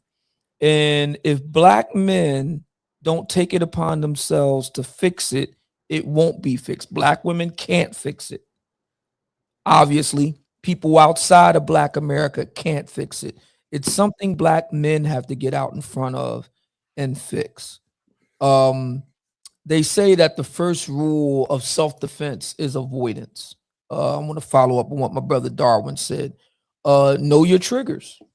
You know, I'm not going to go into details. You know where I'm going with this. Certain things, kind of trigger you. You want to avoid that. Just avoid it. Don't even put yourself. I was talking to a brother the other day, and he's talking about, can I borrow his wife or whatever? What are you talking about, man? What?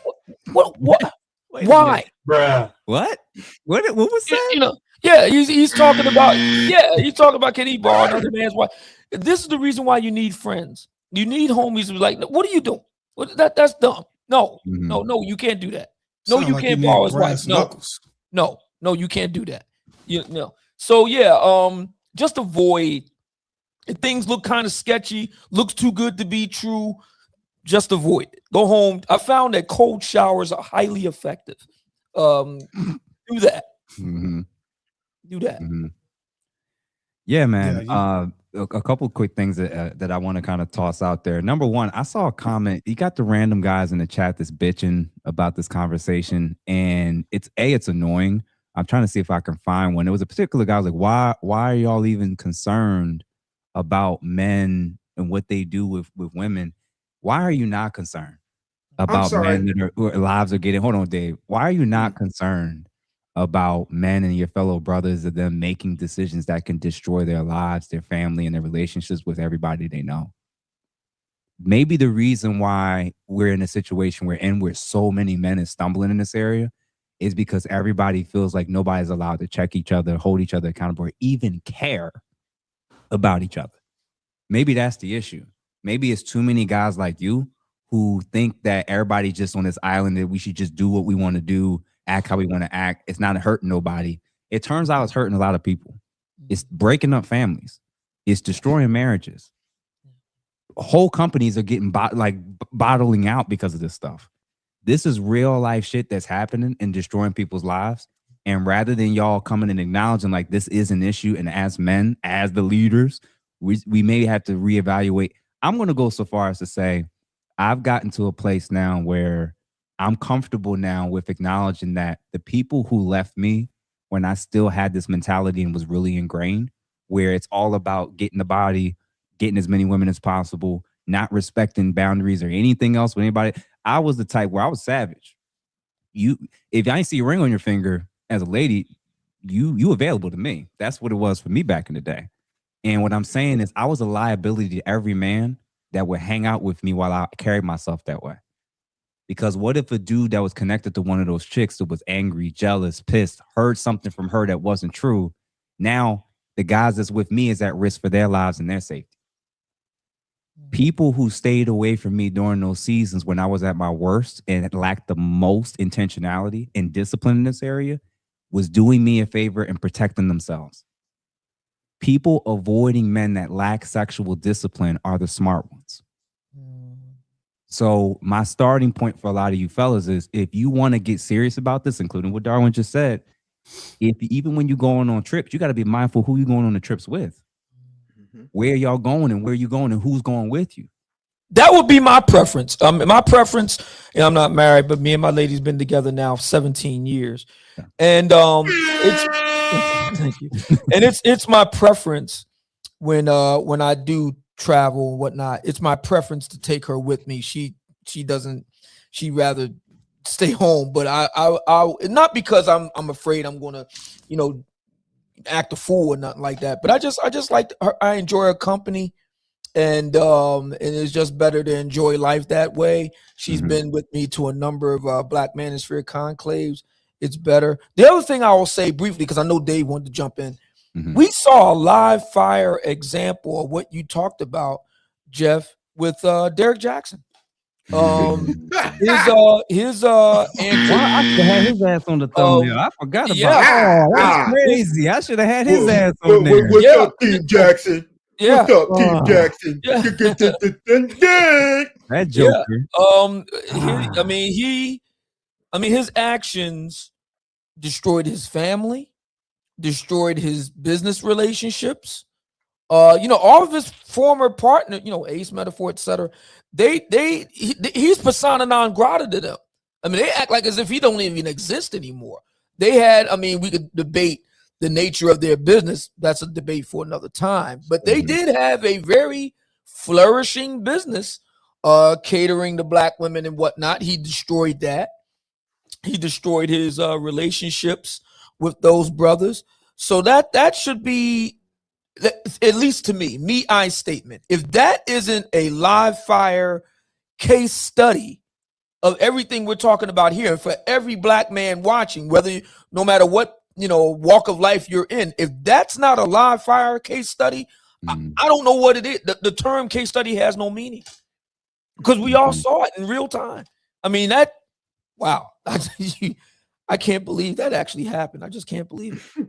And what were you about to say, Dave? A couple of things. I was waiting for you to find the beta male simp mangina that had something to say about what we were saying up here. But in case you didn't, the one thing that we don't talk about is that even though this person might not have dealt with Derrick Jackson, that person decided to move away from Derrick Jackson, Derrick Jackson is still flourishing financially because he's doing the one thing that we won't do, and that is kowtow, step and fetch and cater to the beliefs of beta male simps and women who just want to be reassured that the problem isn't you. The problem is the fact that if you slapped, like I remember one time he said something so stupid. This isn't what he said, but it sounded like this. Ladies, if in fact you slapped your man, you have to ask yourself why your man got in the way of your hand. Like like the way He threw men under the bus. And then, first of all, this is another thing that bothers me just generally about the content creator culture, if you want to call it that. Yep. These people who are so damn popular, why are you sitting in a room by yourself pretending to be interviewed? And no one's interviewing you. Why can't you just get your big black roided ass up and go hit the talk show circuit like the rest of us? Go hit the podcast circuit like the rest of us. Because the truth of the matter is, you're about as useful as a warm bucket of hamster vomit, and you're nuttier than squirrel crap. But that's what it takes. And that's what you like. Because here's what I have found out, gentlemen. The truth of the matter is, we are vitamins and vegetables. The thumbnail is full of junk food. People love the junk food, but don't realize that it's killing them slowly. And if you are a short, and I'm not naming any names, but if you're a short, stubby, tubby, undigested ball of goo that really couldn't pull anything before you got money, there's not enough money in the world that is going to unlame a lame. And I plead with you lames out here, you beta male simp manginas who are throwing your money at these chicks that you can't possibly get because you have absolutely no spit, no game, and no intestinal fortitude. Can you please take a small amount of time to unlame yourself? Please. Or stick to the mud ducks and the mid chicks you're used to. Woo! Mud ducks. Jesus. My God. Man, this has been really dope. I'm going to go through some more super chats. So guys, if you're currently watching, we're going to be wrapping things up very shortly. If you're not currently subscribed to any of the gentlemen that's currently that's shown on the screen, please make sure that you do follow us on all our respective platforms and channels for sure. And if you're currently watching and you enjoyed this and you guys want us to do this a lot more often, even bring on some very, very big guests that we think can be a part of these types of conversations and totally fit in.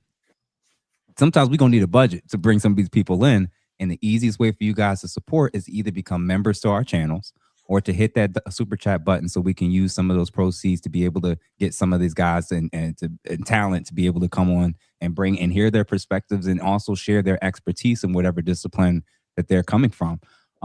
So super chat. Where am I at? I think we did No Cupcake Zone. Again, thank you, $1.99 No Cupcake Zone. And let's see, gentlemen, statues, $4.99. Thank you, good sir. Sidebar, salute to Jeff for being a fan of real music, songs of the key of life in the background. Yeah, man, that's my favorite artist. Shout out to my grandmother. She was the first one to put me on old school music, and it stuck. So shout out, thank you for that, gentlemen. Tech Nobility, $10. Great work here, gentlemen. Thank you, we appreciate it. Gentlemen, again, salute Jeff for addressing men with high body counts. It's not good, not healthy, not mature, and irresponsible. Yeah, man, it's one of those things where my view when it comes to high body counts, and real quick, to just for you guys, I'm not a strict ethical monogamous in the sense like every man got to be with one woman type thing. I just think that the guys who are going to deal with more women, at the same time, you have to have certain things in place to both protect yourself and make sure things are clear in terms of agreement, in terms of expectations with the amount of women that's going to be. So, for instance, Neo's walking around with 4 different girlfriends now or something like that. Lou Will usually has 2 girlfriends always whenever he's going out in public. There's ways in which you can have an ethical approach to whatever it is an arrangement that you all want to have. Having it with random women you can't trust and don't know enough history about can come back to cost you. So that's really what I'm getting at when it comes to stuff like that. Willie MFB, man, thank you for the $2. It's the Mount Rushmore of black content creators. I didn't know, man. I've been doing this for about 13, 14 months. I don't know if I'm on Mount Rushmore yet, but these gentlemen are definitely been killing it for years at this point, and it's an honor to be able to be up here with them, which is dope. It's kind of cool. Yo, I'm on the panel with you guys. That's crazy. When I think about the fact, like I was watching you guys 1-2 years ago in different areas of the internet, and it's like, wow, I'm actually meeting with you guys even regularly. It's thanks for letting me be able to do something like this with y'all. Real talk. Oh wow. Man, Thank you, brother. Thank you. I really appreciate that. Like the brothers on this panel, man, like top tier. You know what I'm saying? Like I love Obsidian. Darwin can do no wrong in my eyes, and Jeff, you already know, bro. Like, listen, this is an amazing thing. But no, like I just wanted to see who the lane was in the comments, because like I really hate when people do that dumb stuff. Or why you did up there? I didn't call Shannon Sharpe gay. I said there are people who believe that he was. That's what I said. I don't know what that man does with his butt. That's not my business, sir. Jesse Vauch, thank you for the $9.99. Psalm 133 and 1. Appreciate you for that.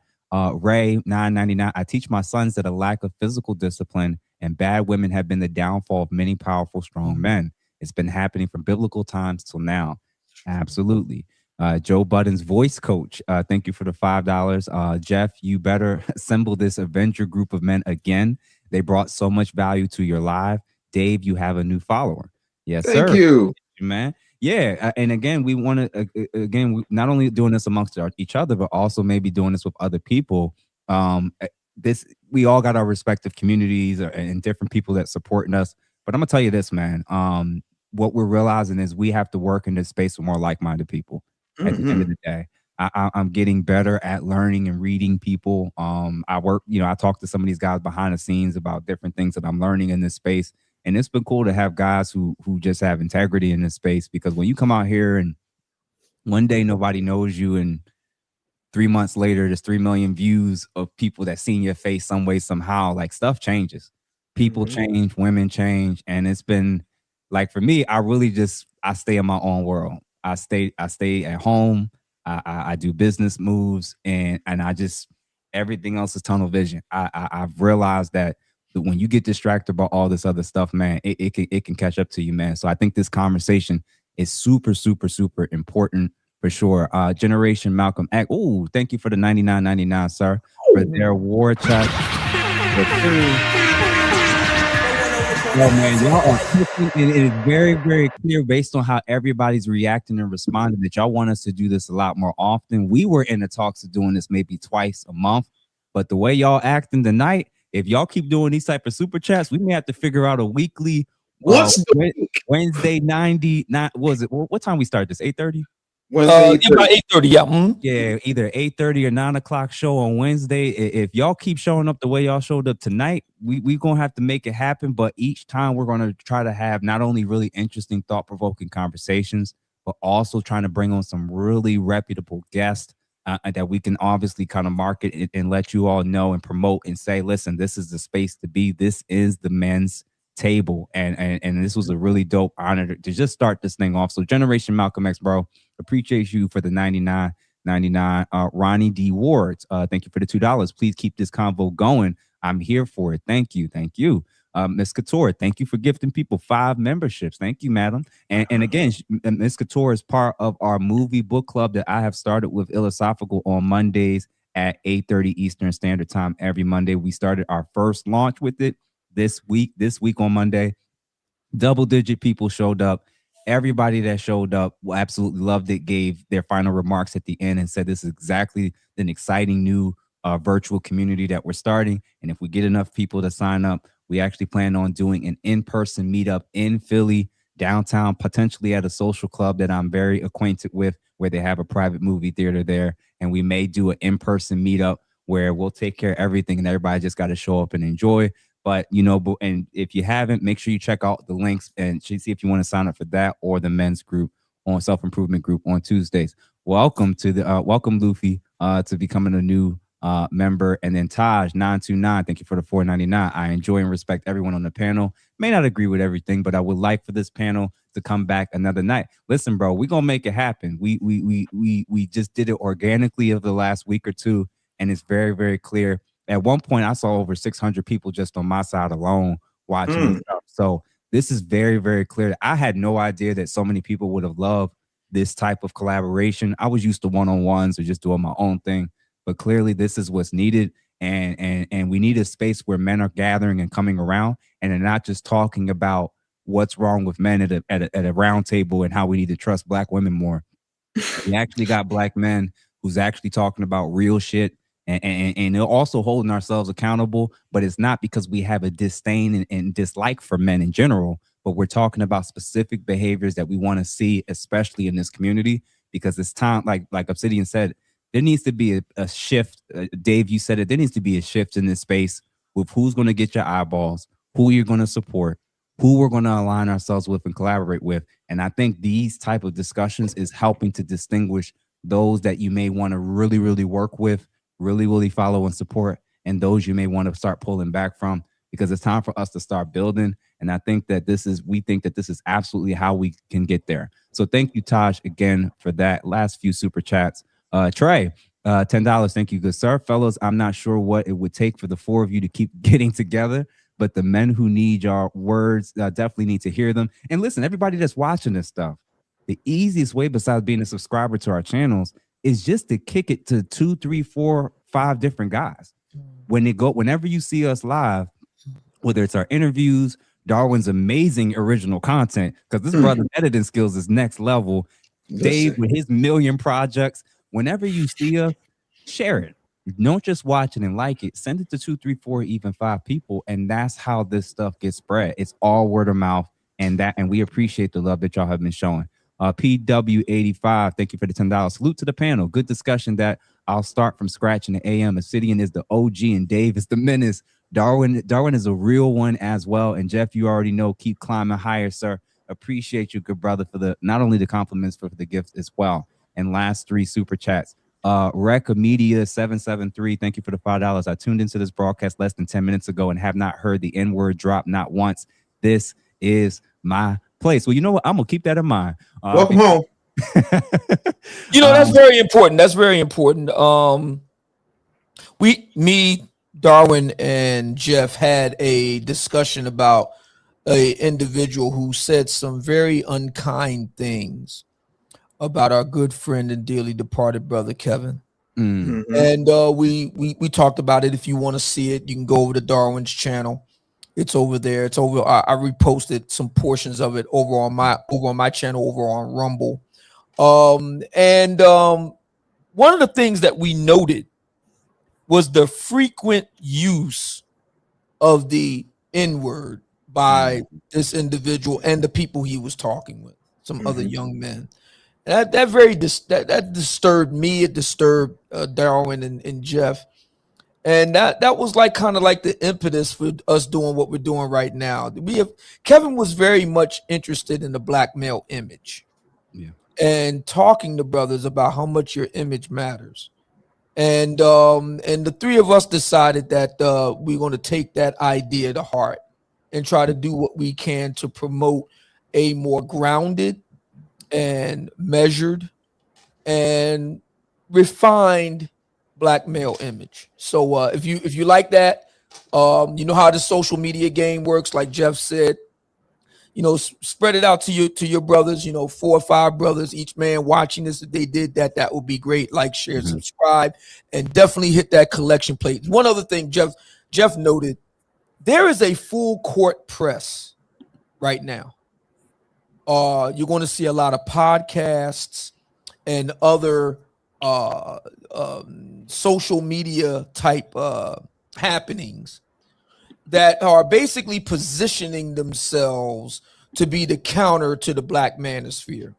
It is organized, it's well financed, and we the 3 of us and our brother Dave, now the 4 of us, we've decided to really push hard against that, because they have an agenda, and we talked about this last night. They have an agenda that, in my view, I consider to be insidious.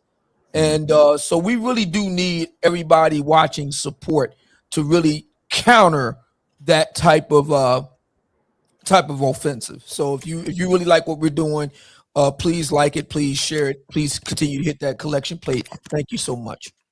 Yeah, man. And it's true. I'm trying to keep it to heart. It's not that we handle it well or say all the right words, but there's so many negative images that we're trying to compete against. It doesn't make sense to just reflect those same images as well.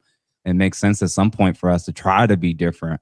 Even in this space, man, I work with a lot of people now, and even the women that I'm working with, I'm being much more mindful now than I would have been 10 years ago about how to work with them, even behind the scenes, how I don't want to be seen out in public with them, especially alone in certain spaces. So I'm learning in real time about how to move in this space and that this stuff matters. So man, kudos to everybody that's been showing love tonight. It was crazy to see how many people have kind of tuned in and said that they want to see this more regularly. So we're definitely gonna go back in the lab and decide what type of topics and content and guests and stuff that we want to really turn this into a regular thing. And of course, we're going to make some announcements. And Darwin already said that we're going to be posting something soon so that we can get y'all emails, so we can send out alerts, big stuff in terms of announcements, guests, major announcements and things, including what's it called?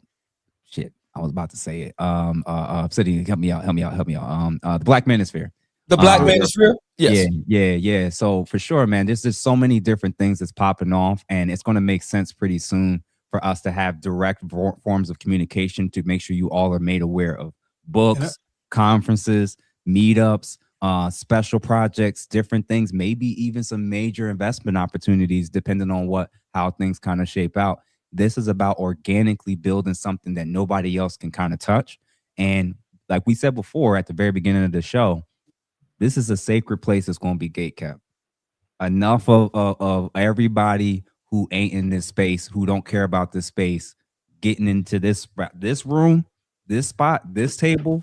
This is us. And I wanted to add, go ahead, Darwin. And I wanted to add something. The reason why I put up that email list, because I think it's important to allow the people that are going to be frequently watching to be a part of a email subscription so that we can send out notifications. Because I don't know if y'all notice, oftentimes when we even have subscribers and you upload content, I had so many people that are subscribers on my channel, or even just regular watchers, that like, I didn't even know you uploaded a video. So like the algorithm of the YouTube is not even showing your content to them. I think there's been an update recently back in October or November to where they no longer prioritize your subscribers. They're prioritizing just showing it to new people. And if it does well to new people, it'll spread. So having that email list is critical, because we may be able to get a WhatsApp going where we have an actual chat for the men's table fans or viewers, to where they can participate in what it is that we talk about, to actually increase the likelihood of engagement and relatability with the audience. Because it is important for us to be able to fraction out whatever bandwidth we can to get the actual topics, the actual content, even material that we want to react to be relevant and relatable and shareable, so that whenever they come up to watch the show, they know what it is that they're getting, and being able to participate in maybe sending us clips through the WhatsApp.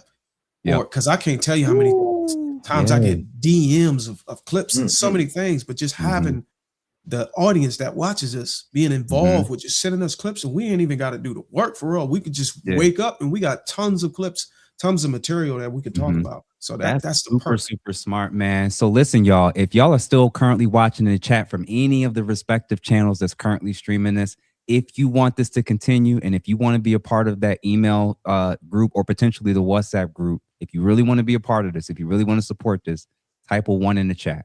That's all we ask. If we can get a good scale, it'll let us know between now and next week all the things we need to start very quickly putting in place, because we don't want this to just be this random thing that just happens sporadically.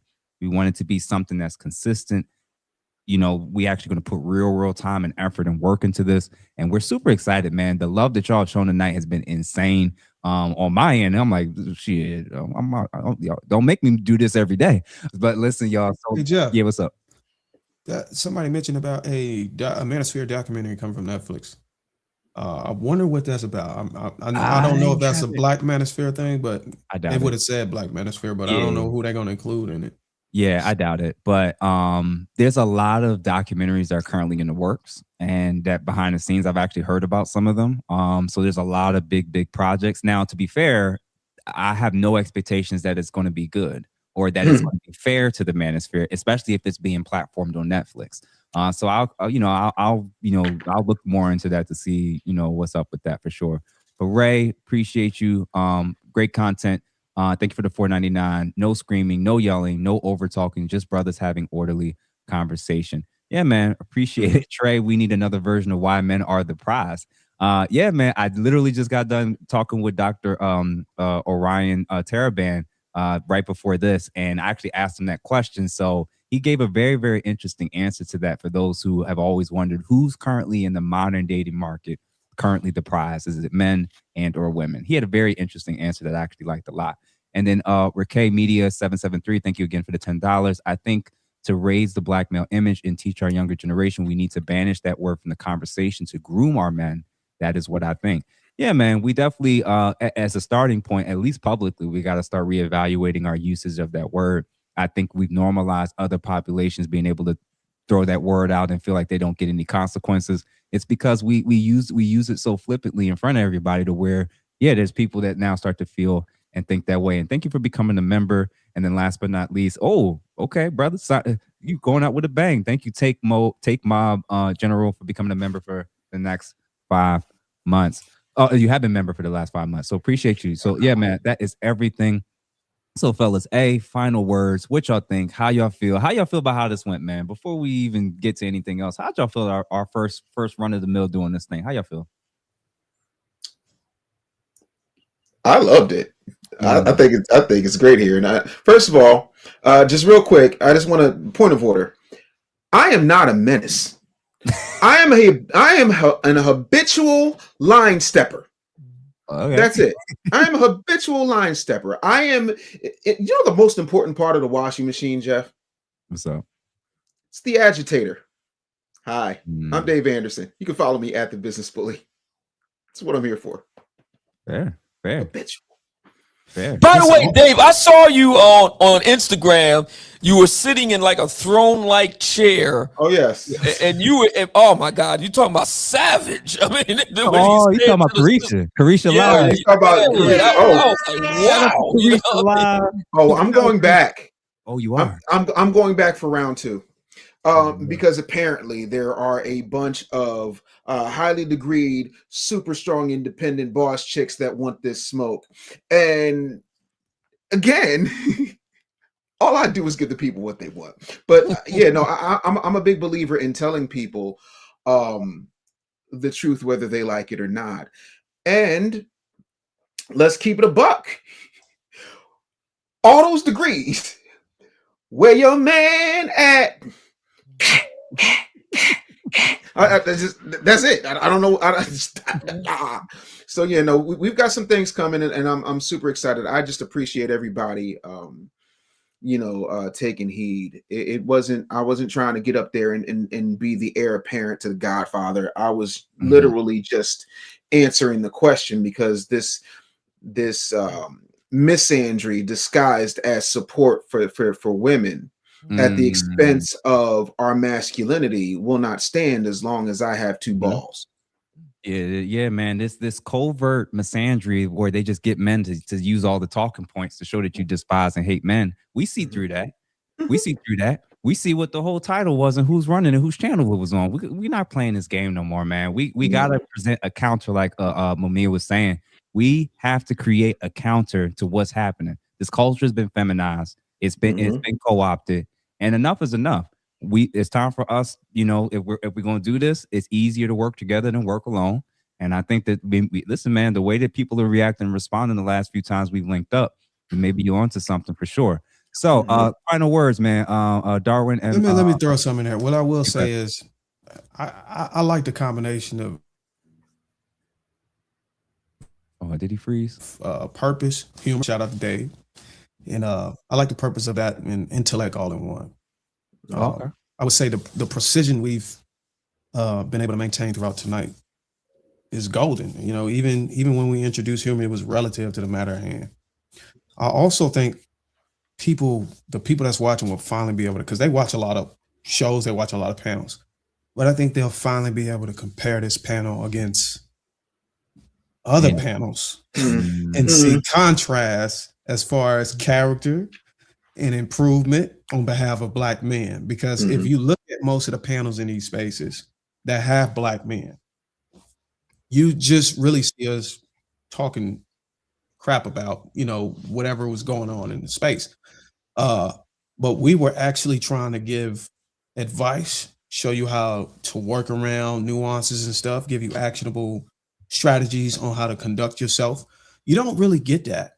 And that actually gives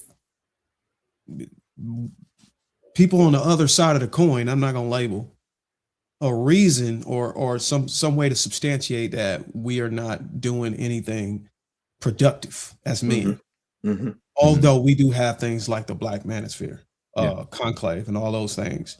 But just being able to present something on screen on a weekly basis, I think is invaluable, especially when it comes to correcting how we're perceived as Black men behind a microphone, speaking on our own behalf and addressing issues in connection and interaction between us and women.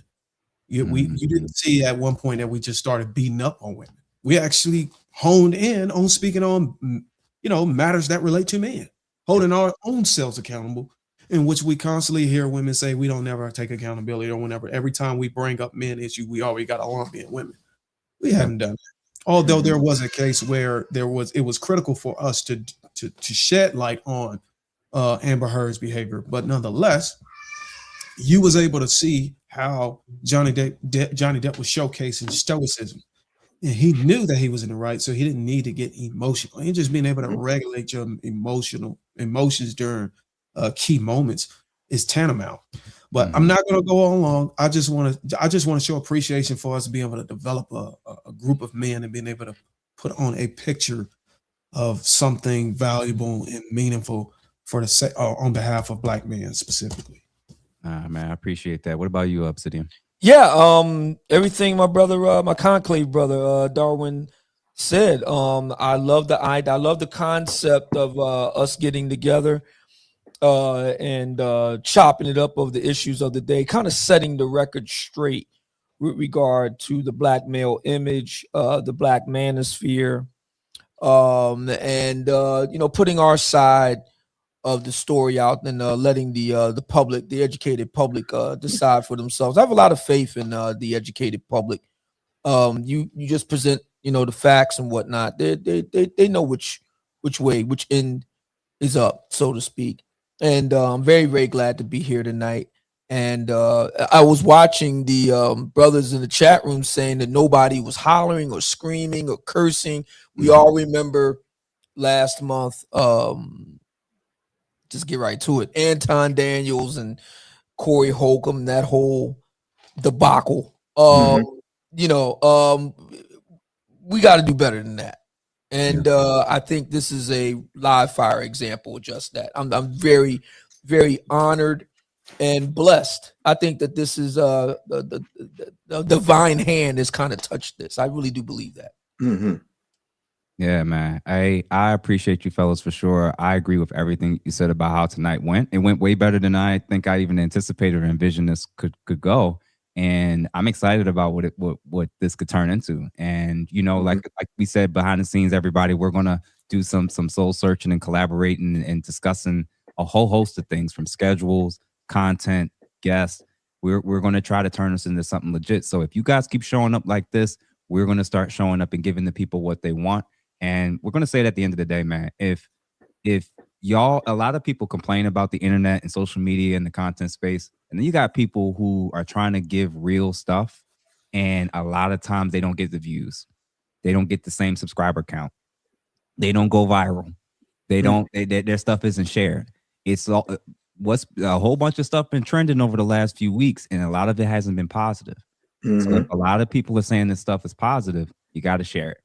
It's super dope when you tune in, but it's even better when you send it to other people that you think need to see it, men and women.